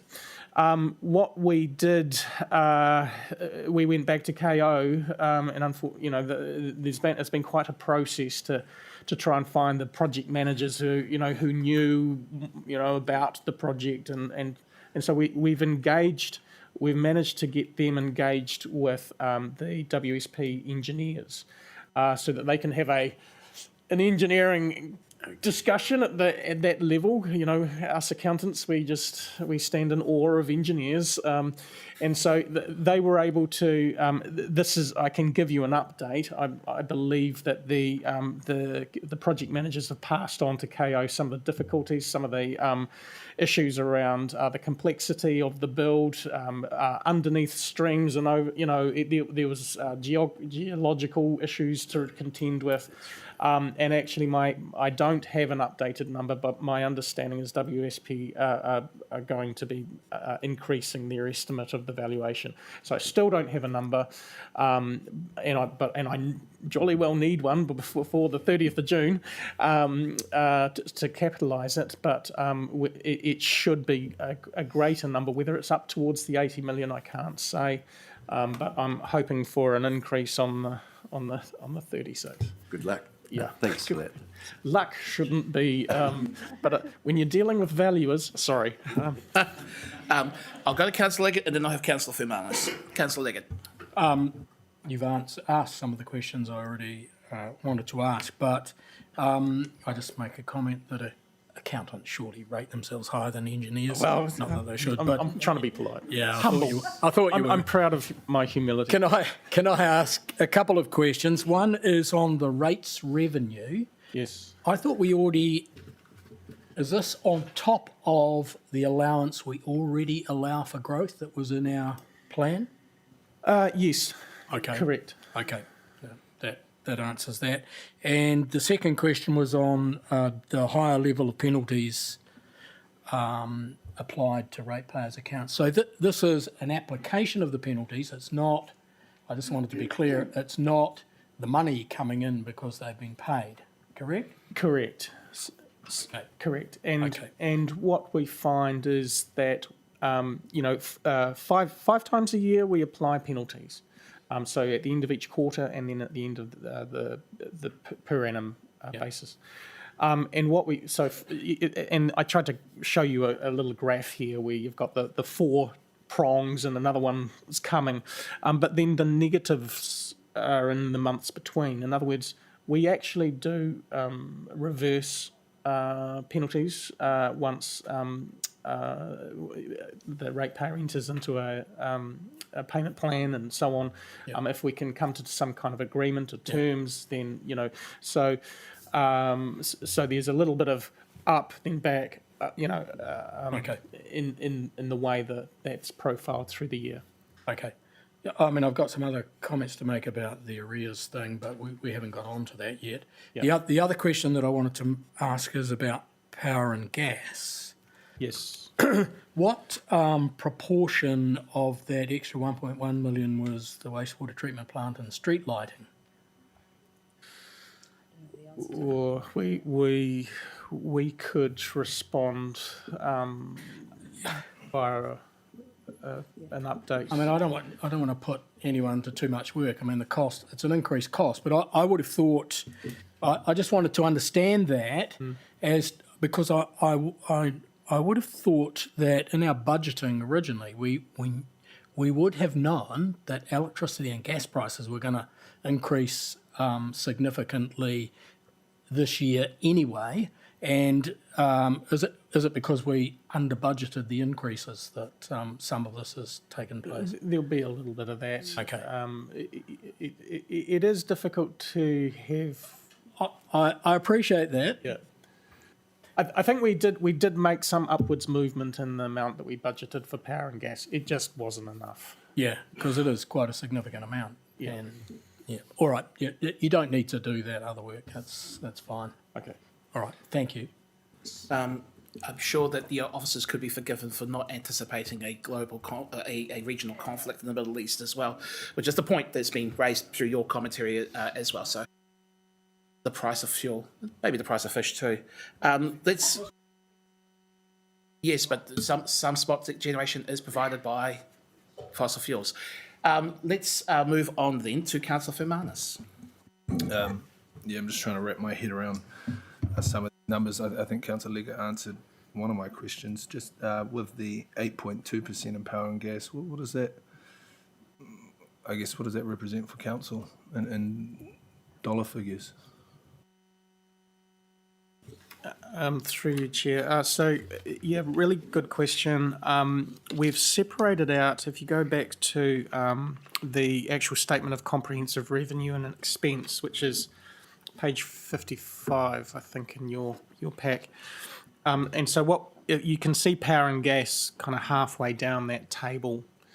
And what we're seeing, we're at the end of March, we had a variance of 413 in year to date, but we're kind of extrapolating that out to probably something more like $1 million by the end of the year. So that's, you know, that's $1 million. Cool. We didn't budget for power and gas.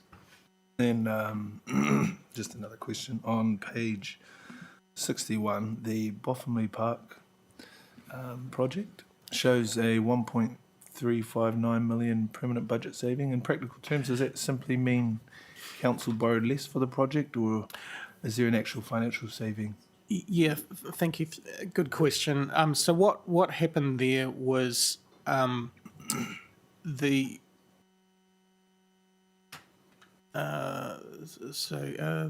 project was delivered in 24-25, but took some time to go through practical completion process. I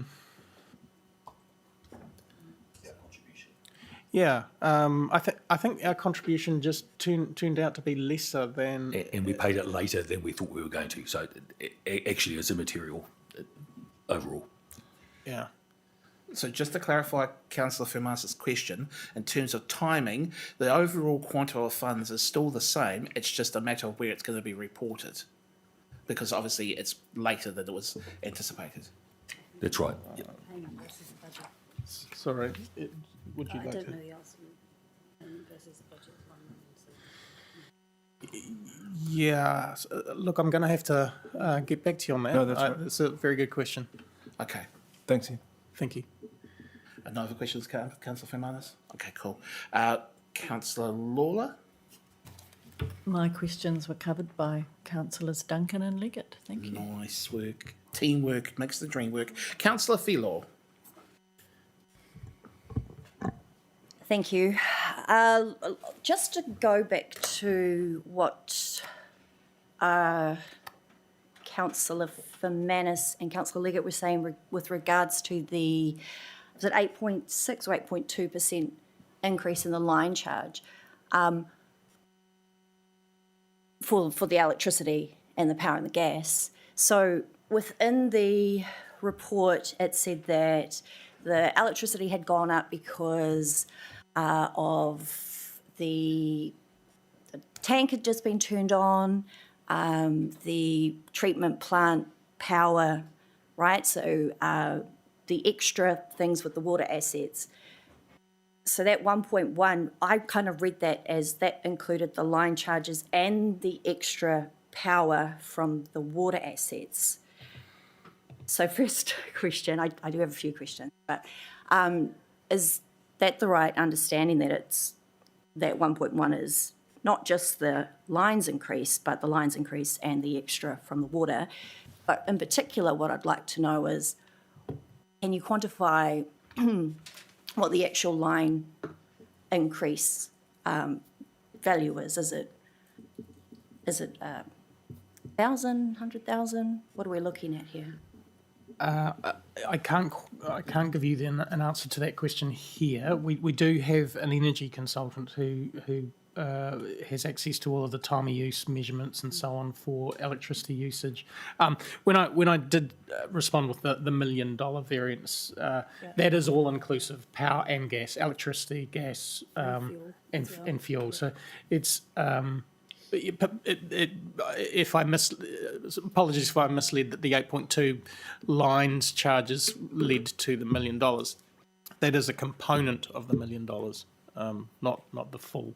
Do you have an idea of what that component is? I could find that out. We do have some really good reports in that space prepared by... That would be good, because that would be more relevant for us once water's gone to know. Yep, Yeah, sure. thank you. Page 58 and point 11, you are expecting an update on asset reevaluations. Are you able to give an update as to where things are at? Yes, through you, Chair. Thank you. Good question. So this was at the end of March. Now we're, scarily close to the end of the financial year. We have drafts for all of our revals now in. They're all with our auditors for review. And we're generally seeing some I'd say mixed results. So I think in the Audit and Risk Committee meeting the other day, I mentioned the 41% increase in the value of Three Waters assets between the last valuation and this valuation, and so that's enormous. Other valuations are much lesser in their movements that we've seen as a result of in the drafts that we've seen. So some of those are much more, 0 to 1 to 2%, as we've seen in, there's very little change in values in the residential housing market. Not that, this is not what I'm talking about here, but that kind of plateauing of valuation increases has certainly impacted on certain categories of our assets. Okay, so the water assets are a lot more then compared to other assets that seem to be a lot less. Yes, so the value of water assets has just skyrocketed over the last few years, and this is a trend that dates back. I think I graphed it over the last 5 or 6 years, and it really is quite a steep upwards trend in Three Water valuations. It did surprise me around the Bothamley Park reevaluations because of what you've just spoken about, that most water asset reevaluations are doubling. Yep. But my question to that particular point, thank you for answering about the reevaluations, but with regards to the Bothamley Park, so if the valuation for that particular asset, Bothamley Park, does go down, because it's a vested asset, it's a non-cash revenue, can you explain the actual real life impact of this, particularly what it would mean for our budget? Yeah, thank you. Another good question. So you're absolutely right. It's a non-cash transaction, so it's a vested asset. It's basically a gift from Kāinga Ora to Porirua City Council. What it does though is it looks pretty ugly on our statement of comprehensive income, revenue and expenses and so on, and that's because we've budgeted for a $70 million kind of vested asset revenue stream, and if we get a lesser value coming in through the valuation process for the Bothamley Park asset, then it just comparatively looks very, very sad. From a depreciation point of view, actually we'll have a lesser depreciation charge coming through for a lesser valued asset, so you could argue that that's actually, from an accounting point of view, a nice result, but it seems a little bit it's a slight positive when the asset, if Kāinga Ora paid $80 million for it and we're valuing it, it just doesn't seem right. So it's about getting it right. Sorry, can you just remind me, are we transferring that as well to the water entity? Yes, it will. Okay, so it's not likely to be that relevant in the next financial year's budget? Correct, but it's one of those things to consider on transfer. We need to agree with Wellington Water stroke Te Aki Wai what the values of our assets are, and because we've got two very significantly different perspectives on that value, it could result to a difference in shareholding, because these numbers impact on that. So you're quite right. Transfer will mean depreciation is no longer our issue. Vested assets is this year's issue. So in the long run, it probably doesn't really matter to us much, but it just is used for the calculation of the Te Aki Wai shareholding, which is the one thing. Through the chair, just a couple of comments. Just remember that your shareholding in Te Aki Wai, it's not exactly going to be paying dividends, and it reflects your level of guarantee of that organisation as well. So if it does come down, it's not necessarily a bad thing.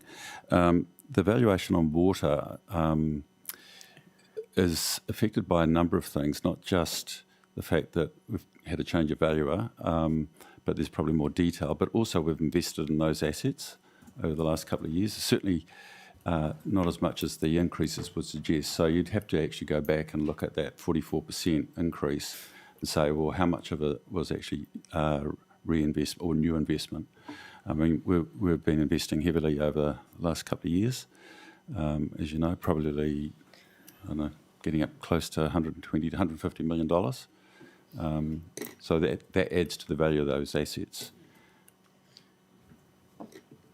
Thank you. It's still a big number, as Ian said. It doesn't take away from the fact that maybe our valuers, I think the conclusion we reach is that the earlier valuations probably underrepresented the costs as well. Couple more questions, Chair. Proceed. Thank you. So going to point 36 in the report, officers indicate that the transfer of the three waters will somewhat address the deficit because most of the shortfall sits within the three waters. So I'm just looking at these graphs that you provided in the report.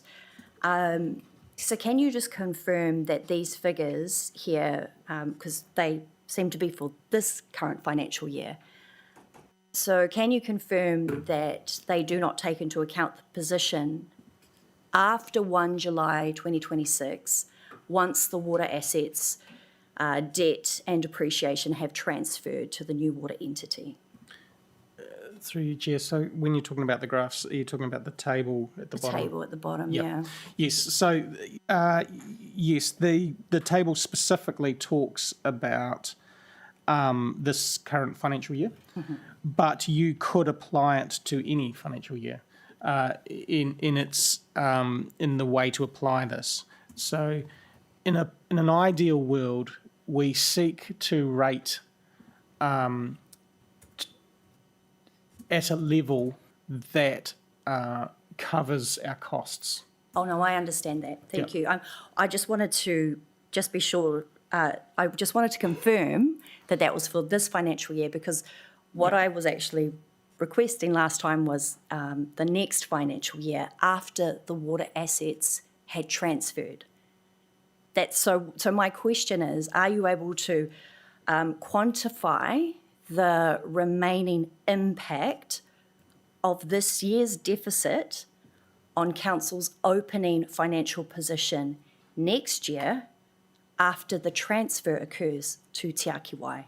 So if you follow scenario 2, what we're effectively saying there is if we end up this year with a deficit of close to $7 million, then that would be transferred to equity, which means that you kind of have to catch up $7 million next year. Yes, I get that, but we'll also be transferring 40 million of our depreciation and all of our debt, Yeah. and majority of this 13.9 million deficit was because of it was because we did not rate depreciation for the big reevaluation of our water assets. Yep. We still put the depreciation expense, the paper expense on our book, but we didn't rate for it, so we had a deficit. Correct. So once the assets go, once the depreciation is transferred, that depreciation debt, then what does next year's starting position look like? So, because I thought we were having a budget reset. Yes. So the depreciation, the lack of funding depreciation in the current year stops with us. You know, that's in our books. We can't transfer to Te Aki Wai our historical poor financial performances. That doesn't transfer. Aren't we transferring 40 million of our depreciation expense across? That was in the audit and risk last week. 14 million of 40 million of our depreciation debt. 40 million of our depreciation debt. Through the chair, the question, I think, Ian, is the numbers that we are projecting in the annual plan in terms of depreciation after water is taken out, reduces from around about, I think it's about 50 million down to 25 or 26 million. It's in that order. That's the impact of taking water out in terms of ongoing depreciation. Now, that comes down to Te Aki Wai's decisions around depreciation as to what they will include. I assume they'll do 100% depreciation on some very expensive assets which have gone up. So, yeah, it'll affect their books. Sorry, That answer your just to question?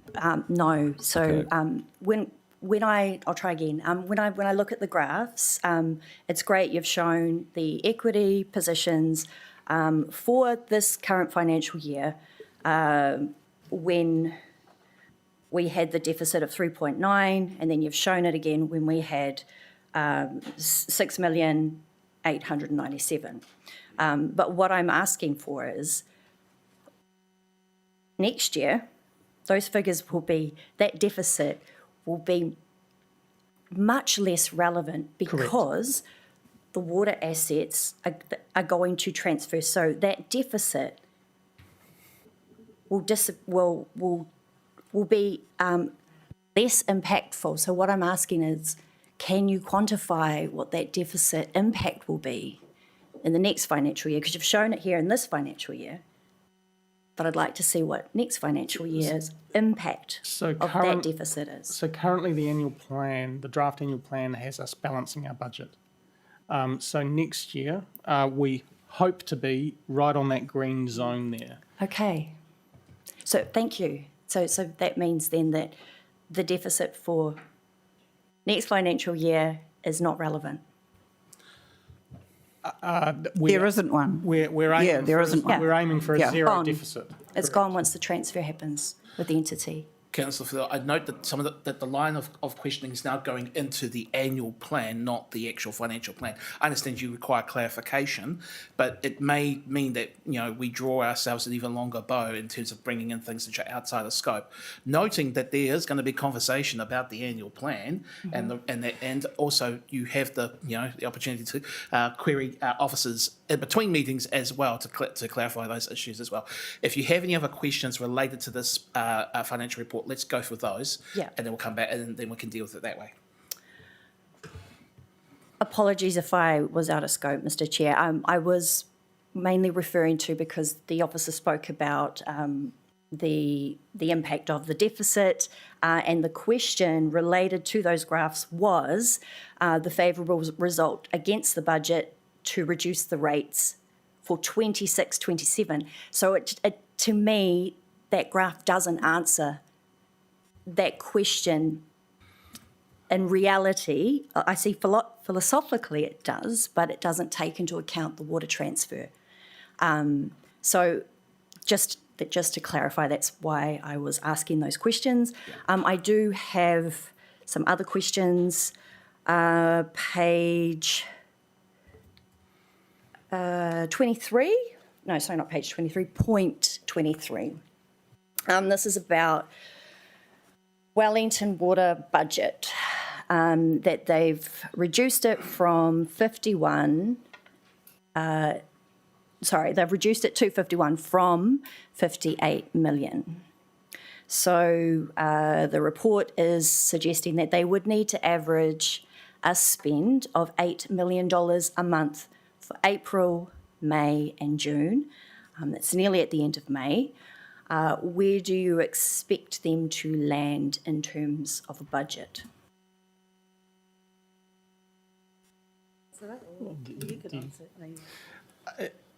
That's a really interesting question, and we have often had these conversations with Wellington Water to try and take some,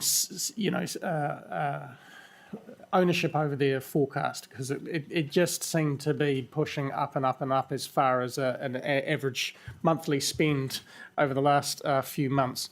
So my faithful colleague here has written down 41 million on my sheet of paper. So that's the latest understanding of what they will spend for the year. That's the forecast for Yes, June 30, which is, you know, basically 17 million short of what they could have potentially spent. And of course, this affects the transfer as well, and how much debt and how much work in progress goes across. It does a little bit, yes, because it's also money that we don't need to borrow. Exactly. But it's also money that hasn't been spent on capital infrastructure that we had planned to have spent on our capital investment infrastructure. What is the cut-off date for them in terms of knowing these figures for the transfer? Is it 30 June or? For determining the Te Aki Wai. Yeah. Yeah. So we do a first cut of the numbers effective 31 May. So literally next week. Oh. And that's then, why you know. but then we have a second second bite at the cherry, which is effective late October once our year-end results are audited. And then there's actually a couple of options, even beyond that, to reassess our assets, our liability calculations, and so on. This is as per the agreed, agreements in place with all councils. So we have a few opportunities to review and amend our calculations. Before 30 June? No, one before 30 June, but three after 30 June. Oh, after, okay. Yeah. This is the last question. Go ahead. It is point 27.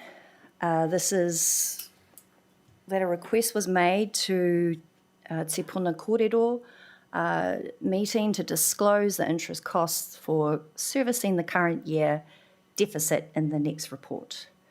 I just would like you please to confirm for me, council does not debt fund the deficit. Is that right? You don't do that.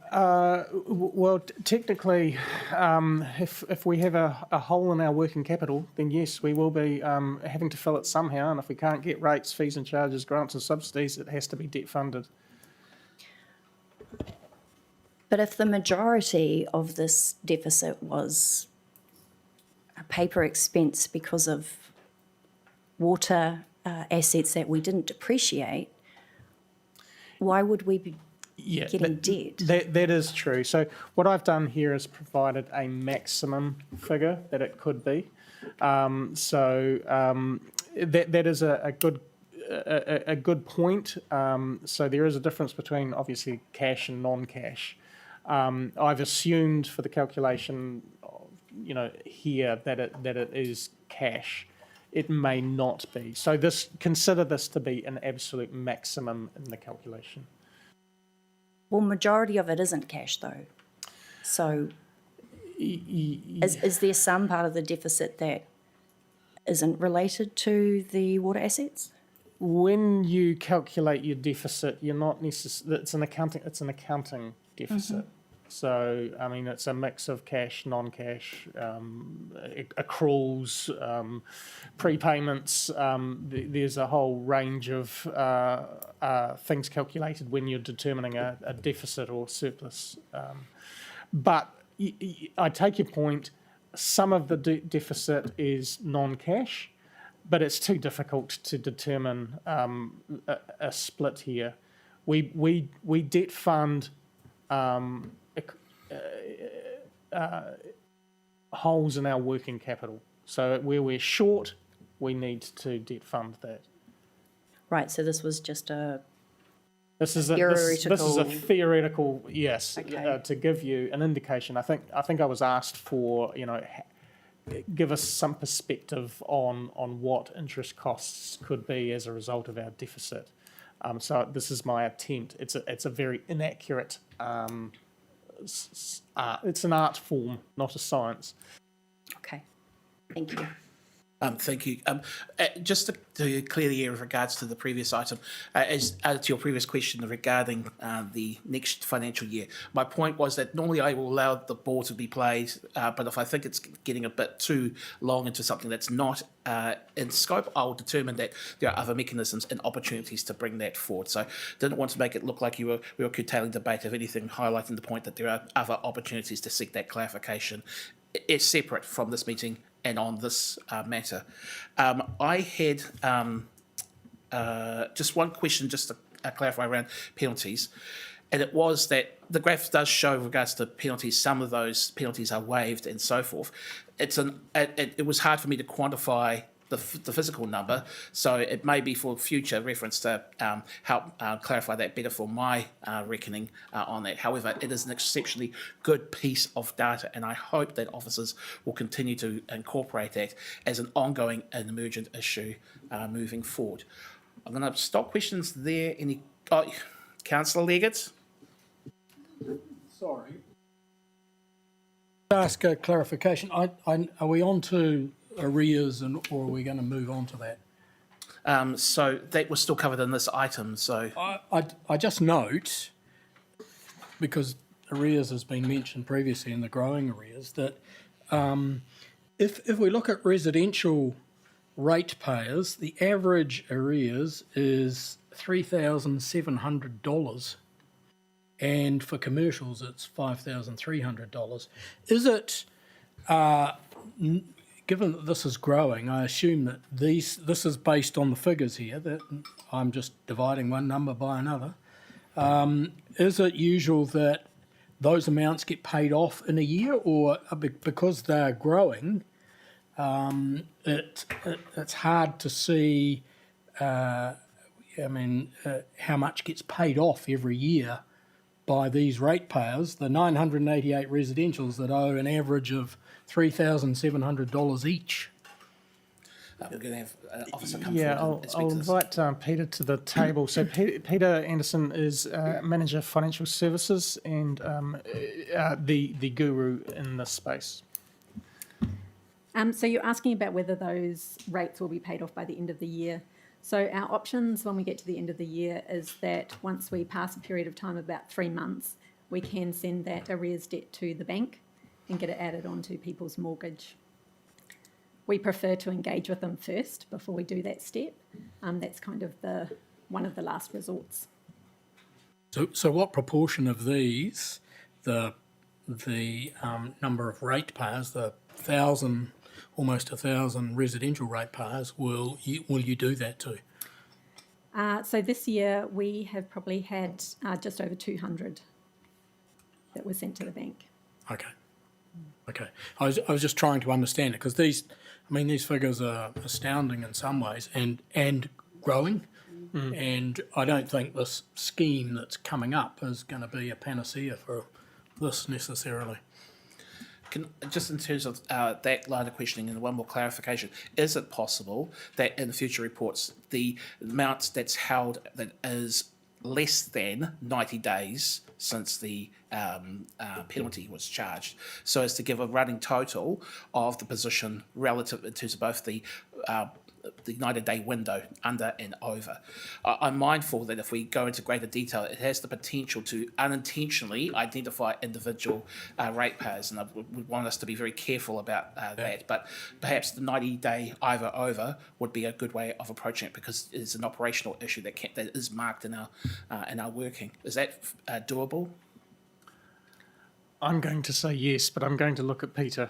You'll come back to us. Can I just clarify that question? So in terms of penalties that have been charged, and at each reporting period, you've got a graph here, for instance, that shows how many penalties are charged at each period. How many of those that are held, that are penalties that were charged, are now more than 90 days or under 90 days due? Mm-hmm. Yep, sure. Okay. Sorry, Chair. Yeah. I just want to go back originally to the electricity and gas costs. I would now like to ask for a more fulsome, given that it's $1.1 million, a more fulsome explanation of at some stage of the reasons for this. That's a good suggestion. And officers are writing down that request now, so I expect them to comply with that. No other questions on this one? Does anybody have any comments on this one? There are no comments. We're going to go to the vote, people. All right. All those in favour, say aye. The contrary, no. Abstentions, carried. 2 items of business, first of all. I require we have approaching the 2-hour limit. I require a motion to extend beyond the meeting so as to complete our business. I've moved it, seconded by Councillor Waddle. All those, sorry, point of order. Just speaking to that, noting there are a couple of more items we need to get through in a workshop afterwards. I think we might actually benefit from having a break now. I'm going to get to that. So I'd prefer to have a break as opposed to extend business. So if we're voting on that. The problem is we still have to. It's still going longer than 2 hours in any case. So can we just do this by the numbers in terms of standing orders, and then we'll come to the adjournment. I want to clarify what we're going to do because there are other matters in play here. Do we need to vote on it if we adjourn? It's a procedural, so we have to move. No, just carry on. Okay, fine. Yeah, if we adjourn, we don't need to vote. Okay, so here's the situation. We have got people who are present here externally who want to speak on item 7.5. So we're going to hold off 7.4 in any case and deal with 7.5. However, I do accept the fact that we do need to have an adjournment of 5 minutes, and then we'll come back. We'll do 7.5, and then we have other people who have come forward for our workshop. So we will have to pause the TPK meeting to complete those workshops. Once those are done, we will come back, carry on with TPK, and carry on. Sorry. We'll have morning tea after 7.5. Point of order. I've just come past that room and I see hot sausage rolls there. I don't want cold sausage rolls.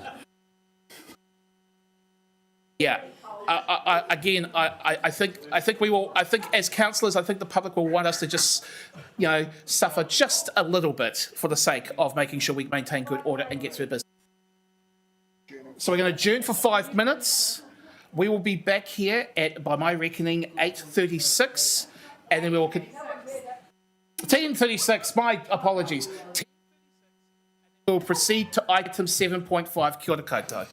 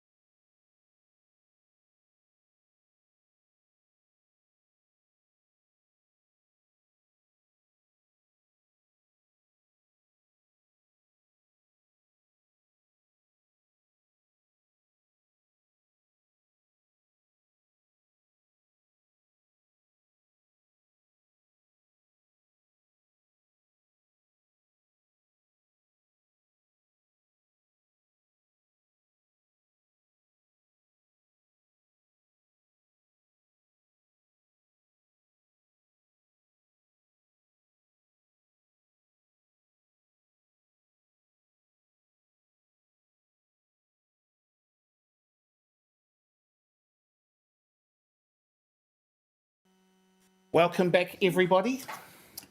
We are now going to move to item 7.5. Taihua. Just remembered. We actually do need to pass the motion to extend the meeting because it was only 5 minutes, not 10 minutes. So we will do that vote, and then we will get on to 7.5. So this was the vote to extend from beyond 2 hours, as we are required to do. All those in favour say aye. Aye. To the contrary, abstentions. We're good to go on that front. 7.5. This is, again, refreshed regional spaces and places strategy. I move the motion. Is there a seconder? Councillor Lauder, thank you very much. We have got colleagues here from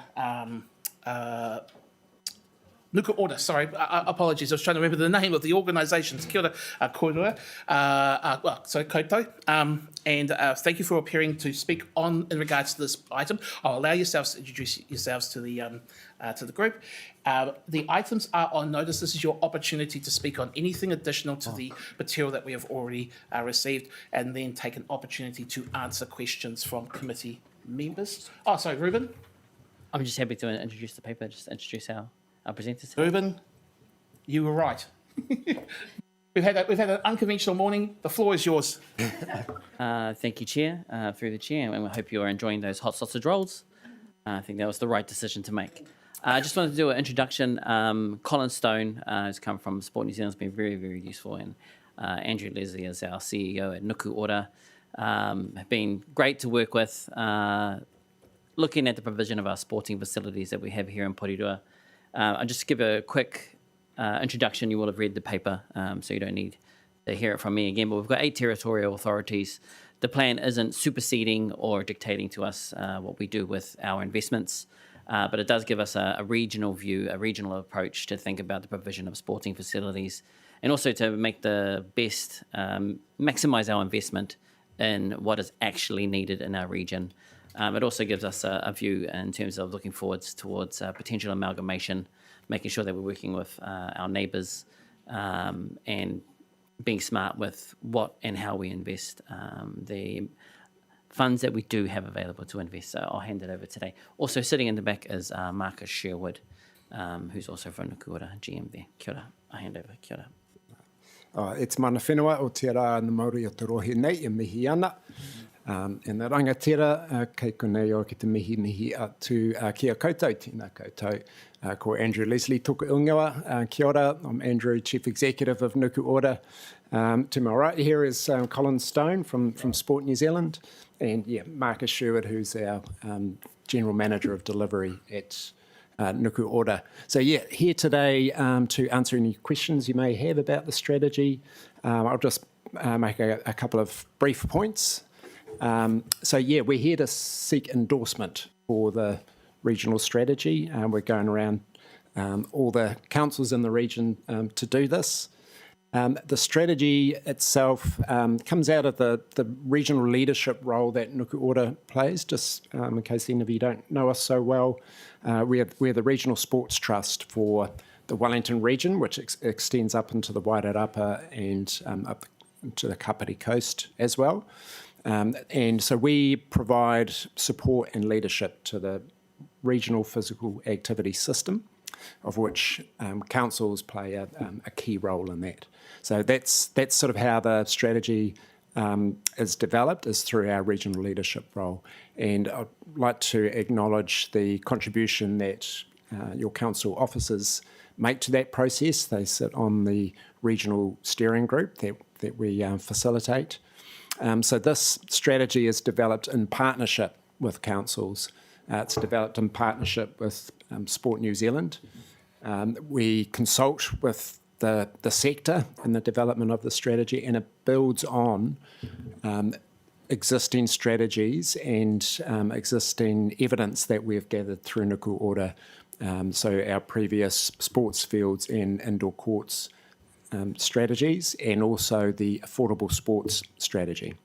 Okay, so it's been sort of building upon that, building the knowledge base around the provision of spaces and places in the region.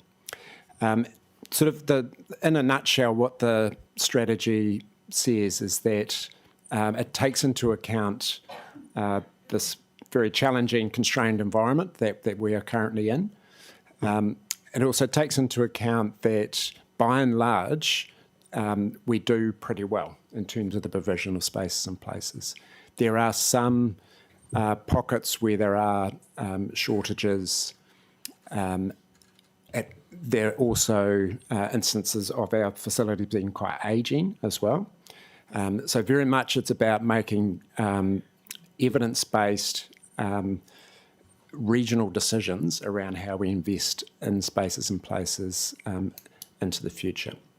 The approach is that this sort of regional approach is said has been a framework for providing advice and support to you and making your own decisions around that. That's kind of the key points, I guess, and building on what Ruben introduced there before. Colin, anything from you?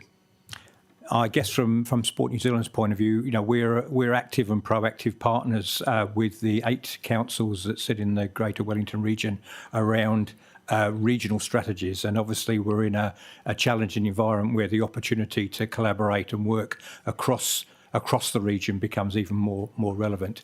This is a process or an ethos that we roll out around New Zealand, and there are a number of successful projects, I guess, around the country with councils collaborating together with their regional sports trust, with iwi and other key organisations, including education, to ensure that the provision of facilities take a regional approach. So we're not trying to duplicate, and we're trying to avoid duplication, and we're trying to make sure that the facilities we have are fit for purpose across the wider region. As we know, when people participate, they don't just participate in the region or the community they live in. They participate or use facilities from a regional perspective, and this kind tries to reflect this. So it's a model that is proving successful around the country, and obviously we 100% support the work of Puna Kōrero as our regional partner to ensure that we take this regional approach to facility provision. Kia ora. Kia ora, mihi moto whakaro I tēnei wā, ko taimai nā. Taimai ai mō te pātai, I have got Councillor Wee happy? No? Mine's more of a comment. Okay, then I'll wait if we want to hold on to that one. Okay. Councillor Ford? So if we were to adopt the refresh strategy, when would we likely see any action or it in action for us? Sure. So we're already putting in place the oversight of the strategy. So we've been engaging with Ruben and his equivalents and the other councils to provide like a governance oversight of the process. So yeah, we're kind of setting it up, ready to go. As we go around, we've still got a couple of councils that we need to get endorsement from yet. Ruben? Through the chair, I can also let you know that as part of the capital asset management plans for our community facilities, we've applied this lens to our facilities. So you'll get, in that report, there'll be some of that information will already be informed by the regional strategy. And just before I clarify, that will be part of the LTP, the asset management plans, right? Okay. Correct. Okay, any more questions, Councillor Ford? Okay, Mayor Baker? Thank you. This is good. With this refresh strategy, does this mean some of the large sporting organisations who play us off across the region will pull into line, or is this below them?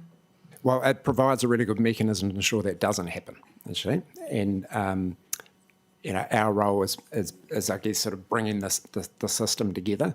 So we'll be playing that facilitation role to ensure that we're getting the same message from everyone. Because I see on the acknowledgements, there's a couple of the big ones there that obviously like to play that game, not listed as being part of it. So, thank you. Yeah. Any other questions, Councillor Fernandez? This is good. I just wanted to clarify that the recommendations from the steering group, are those publicly communicated to council and other committees? Sorry, can you clarify that again? Recommendations or any changes to strategy, are those communicated through to council? So in terms of the ongoing implementation of the strategy, do you mean? Yeah. Yeah, so there will be, I guess, the ongoing of Ruben. Ruben. Yeah. Please proceed, Ruben. Through the chair, I'm on the steering group, so we will provide any relevant information and feedback as timely as possible, yes. Thank you. Sorry, I don't have any other questions. Councillor Waller? Unless there's nobody else has got any questions. Oh, sorry, Councillor Waddle, and then we'll come, yep.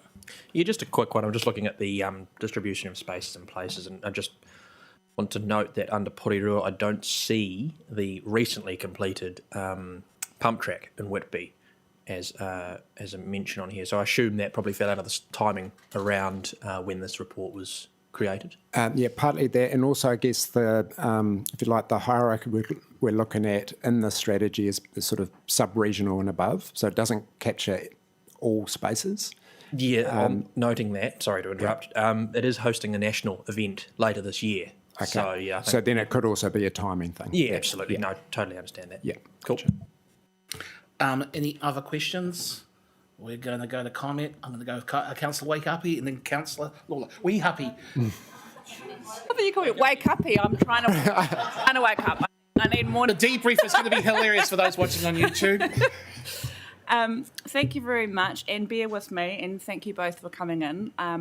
I just want to supply a little bit of feedback, and this is probably more aimed at our council staff, but please chime in if you think you could be helpful in any of this. So while I support and endorse the refresh strategy, especially around the lines of fit for purpose, I do agree with a collaborative approach in decision making. But we forget that we have 10 netball courts here in Porirua that have not been maintained very well over the years. Now, it's not to say they're not underutilised. They are incredibly utilised. We've done a really good job in investing in basketball and recently resurfing basketball courts. We've done great with turfs, Burnie Wood, hockey turfs, and we're obviously very fabulous at maintaining our rugby fields, right? But we forget sometimes about a predominantly women's sport that is in at Kapimana alone in netball. There are over 41 organisations, including schools and colleges and the whole of Porirua and Tawa, who utilise this space every week, and it's not just in winter. We have summer sports that is run by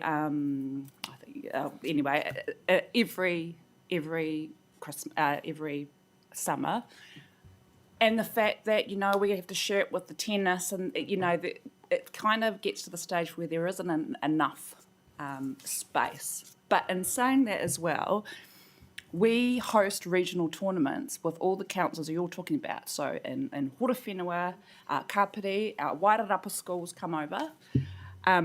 However, as a region, we could actually host more here in Porirua if the facilities were in better quality.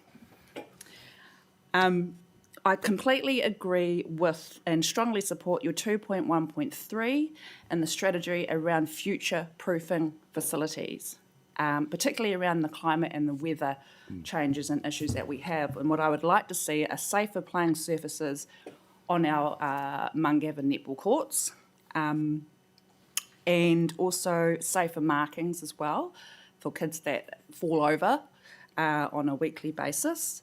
I would also like to invite anybody from that steering committee. Now, honestly, you've got the most incredible individuals on that steering committee, nobody from netball. Yeah, so underrepresented, our sport is, and please don't take this as me throwing my toys out the cot. I am absolutely passionate about netball because young women in the city, for some, this is their lifeline every week. I have coached, I'm part of a college, I know the stuff. And so that's why I'm asking you to please work with Netball Central and or Kapimana Netball Centre to do something in this space. In regards to point 11 in the papers, I really would like to explore some options in the long-term plan for this space, and would really encourage not just not just the steering group, but as our council in general, to work with the organisations and netball within the region. Kia ora. Can I just respond in terms of rest assured that netball very much is part of the ongoing consultation around this whole kaupapa. The way that we framed up the steering group that we worked with, we asked the sports to sort of nominate 3 to be sort of representative of all sports on that steering group. So it wasn't necessarily about ensuring, that they were only there for their sport. And yes, we do have sort of an ongoing engagement with the major codes, which includes netball as well. So they are very much part of the engagement and consultation. Ruben, before. Through the chair, kia ora, Councillor, we happy just FYI that we have looked into some costs that you had asked about previously. That'll be going on Wendy's Friday email about the cost of covering, but we could also potentially look at the cost of upgrading some of the lines and things that we can afford to do in the asset management plan and bring that to you for consideration. Councillor Yapi, thank you very much for your comment on this. Councillor Lawler? Kia ora, thank you. Yes, taking into account Councillor Wehapi's comments about the importance of sport for young women in the city, I think this is a great piece of work. I mean, I worked for Porirua City when there was the continuous debate about how we collaborate around what are effectively regional facilities, with every council wanting to kind of run competitive processes. So I think this is a very important piece of work. I think it's a great report. My request is really to our own officers. I note in the access and inclusive design section, and then in one of the recommendations, there's the recommendation about refurbishing toilets and the need for gender neutral bathrooms. I just wonder whether our own work in the city is reviewed, particularly in our higher use facilities, the inclusivity of our bathrooms. Could we have some advice on that at some point? Kia ora. Kia ora. I mean, Ruben, if you want to answer that, I take it as a comment, not as a question, but you're happy to respond to that. Yeah, we do have a number of upgrades that we've been doing over the last year or two, and there's some more coming up where we are doing a lot of work. We can provide, I can send out information on the work we're doing in that space to our facilities. Any other comment? Okay, I'm going to tie it up here. First of all, thank you, koutou, coming in here, Colin, Andrew, Marcus, for coming in and speaking to the report. I know that agree with your point that the endorsement from all the councillors helps Manaaki, Nuku Ora and the oversight group in terms of the responsibilities. For me, this is a question of who holds the mana and trying to navigate what is potentially vexatious for both councils and the ability to be affordable to ratepayers, but also to having thriving sporting codes. I want to strongly endorse the comments made by Councillor Wehapi, especially considering that they are inside our neck of the woods. They are it is only one sport of several, and this kind of alludes to the points that were made by the Mayor about making sure that there is equity in terms of the voices that come around from the various sporting codes. I want to take just the last minute here just to reflect some commentary with regards to my, when we are all out in the public around the role of rugby league. Much like netball and rugby and a number of other codes, it does an opportunity for our wahine to participate. It is well subscribed. The number of teams, clubs that are in Porirua is immense. The number of teams is immense as well. I'm thinking in particular of the Porirua Vikings and the Valkyries. Now, recently, obviously because of the important work that we've had to do with the bottom of Cannons Creek Park being turned into a wetlands, and that's vital for the health and well-being of the people who live in that neck of the woods, has meant that they have 2 rugby league fields unavailable to them, and that is putting pressure on them trying to find enough grounds to have kids and adults play. And if it's a logistical challenge for whānau in those clubs to be able to get their kids to play games, and they are also playing at prem and reserve level, they are less likely to participate in the club, and that actually hurts overall outcomes of recreational and well-being. So I think that Councillor Wehapi's point is absolutely valid, and I think Councillor Ford was on the same track here as well. there is a conversation that we are going to have in the LTP about whether or not we want to go further than the recommendations that are in this plan. I know that they may have implications for the region, but it also is reflecting the challenges that we are facing on the ground for the people who have elected us to serve. I think we'll leave it there for the time being, and we'll go to the vote now. All those in favour say aye. To the contrary, no. Abstentions. It is carried. Thank you very much. Ngā mihi. Thank you. All right, thank you, everyone. So what we're going to do is we're going to go to morning tea. We're going to hold this meeting, put it in a crouch, and we are going to then have our workshop. When the workshop is concluded, we are going to come back and complete this part of the meeting as well. So we'll have our morning tea. I'm aware that this may cause some discomfort in terms of the amount of work that we've got on today, but we still need to finish the agenda items that we have on here, and also demonstrate manaakitanga to those groups who have come in to speak to us. And of course, the sausage rolls need to be eaten as well. So let's go to our morning tea, and then we'll go to workshop, and then we will come back to complete the rest of TKM. Kia ora koutou.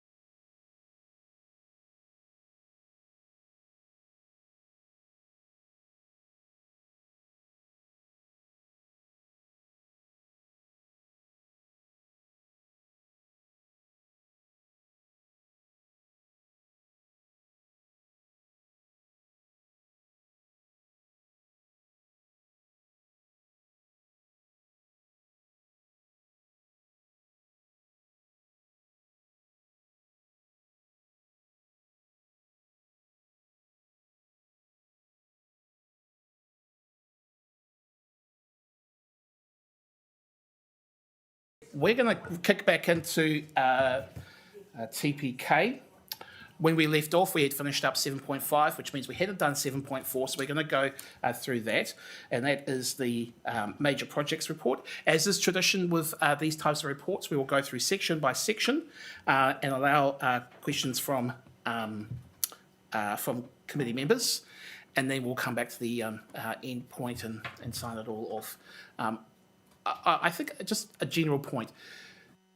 While I'm always encouraging of a prompt meeting, meetings go on as long as they have to. We have a legal requirement to make prudent decisions, and so if questions need to be asked, then please do so.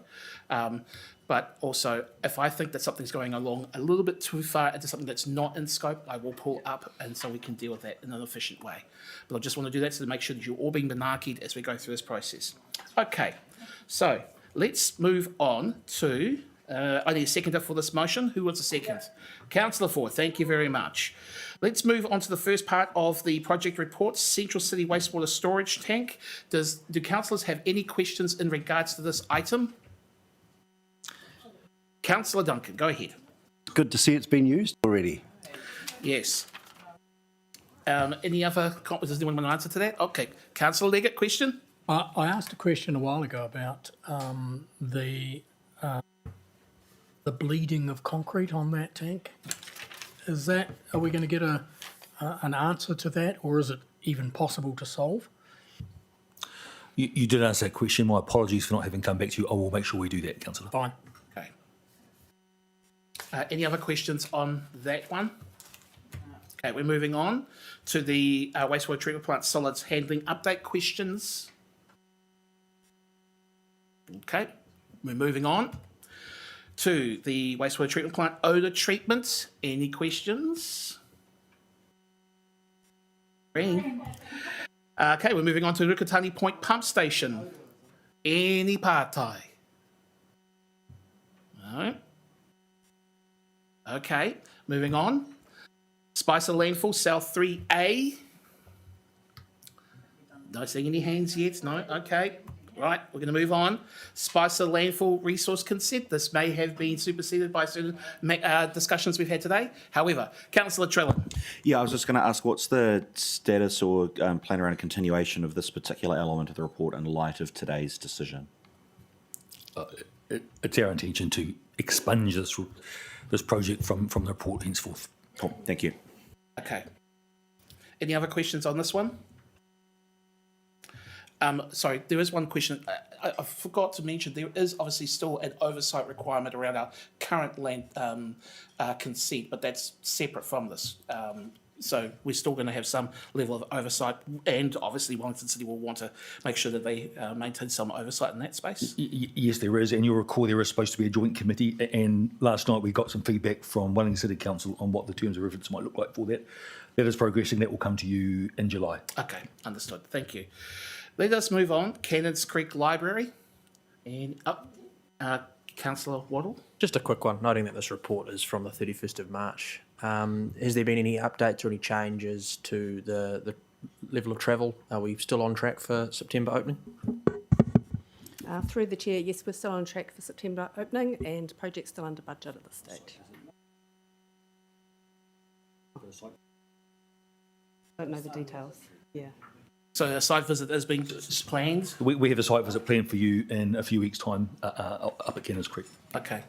I have one question. Oh, sorry, you want to go, Councillor Fermanis? Just with the cage. The cage was meant to be released at the same time as the library. Is that? Do we have an update on when that's? Through the chair, we can provide an update on that where it will be after the library goes in, but we do have some proposals. We have to go to community engagement to get feedback from the community first about what we're proposing, but it is tracking as well at parallel. So can I ask a follow-up question in regards to that? There was some form of engagement with regards to the cage featuring video content on Council's own Facebook page.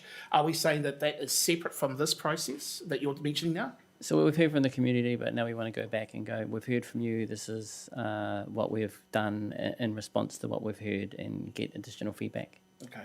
Is it possible that, and this may be covered in the Friday email, just around the timeframes that have been looked at with regards to that, so that we got some idea while you guys work on the greater detail of what's been proposed?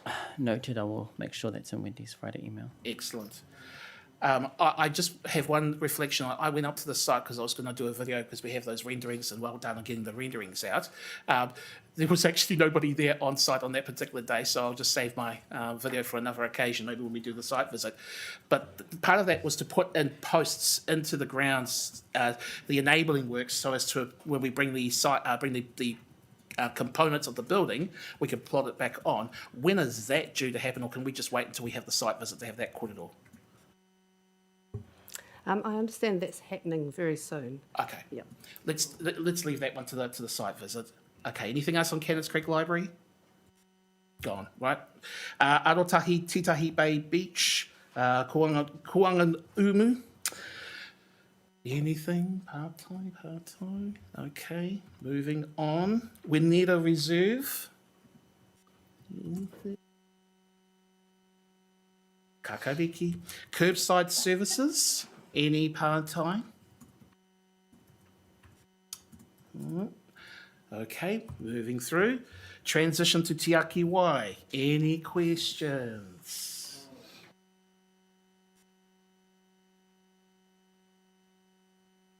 Yes. Comments indeed. All right, we're going to move on. I think those who are watching at home, yeah, Councillor Lawler. Microphone, please. There has been a recent flow of information from council, from the mayor, from others around their bills, our bills, how all of that plays out. I know that we can't be definite yet because we don't have that information, but I think the communication that has come out has been very helpful. Thank you. Thanks for the feedback. I expect as well that more information will come out as we get a finer detail on that information in regards to costs as well, hopefully before July the 1st. Sorry.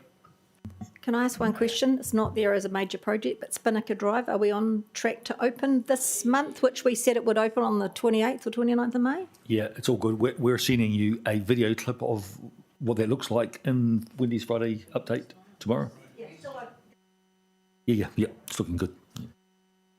So we'll move on from transition to Te Aki/Spinnaker Drive. All right, Kate Tapai, you've all been very kind to me as well. So I think that's all of the items on major projects. If there's nothing that didn't fit inside there, here's your last chance, Tatai. No? Okay, we're going to the vote, people. All those in favour say aye. To the contrary, no. Abstentions, that be carried. 7.6. So you may recall that this was a later addition item to make sure we have the timeframes in here. This is the LGNZ's localised place naming remit. I will move it. Do we have a seconder? Councillor Lawler, thank you very much. I'm sure that there are officers who can speak to this item if required, but are there any questions that people have on this one? No questions? Comments? No comments? Kei Tapai? Heidi Tony, we will continue on to the votes. Oh, Councillor Leggett, here we go. Order. Does this mean that government, such as New Zealand Geographic Board, etc., no longer have any input into place naming?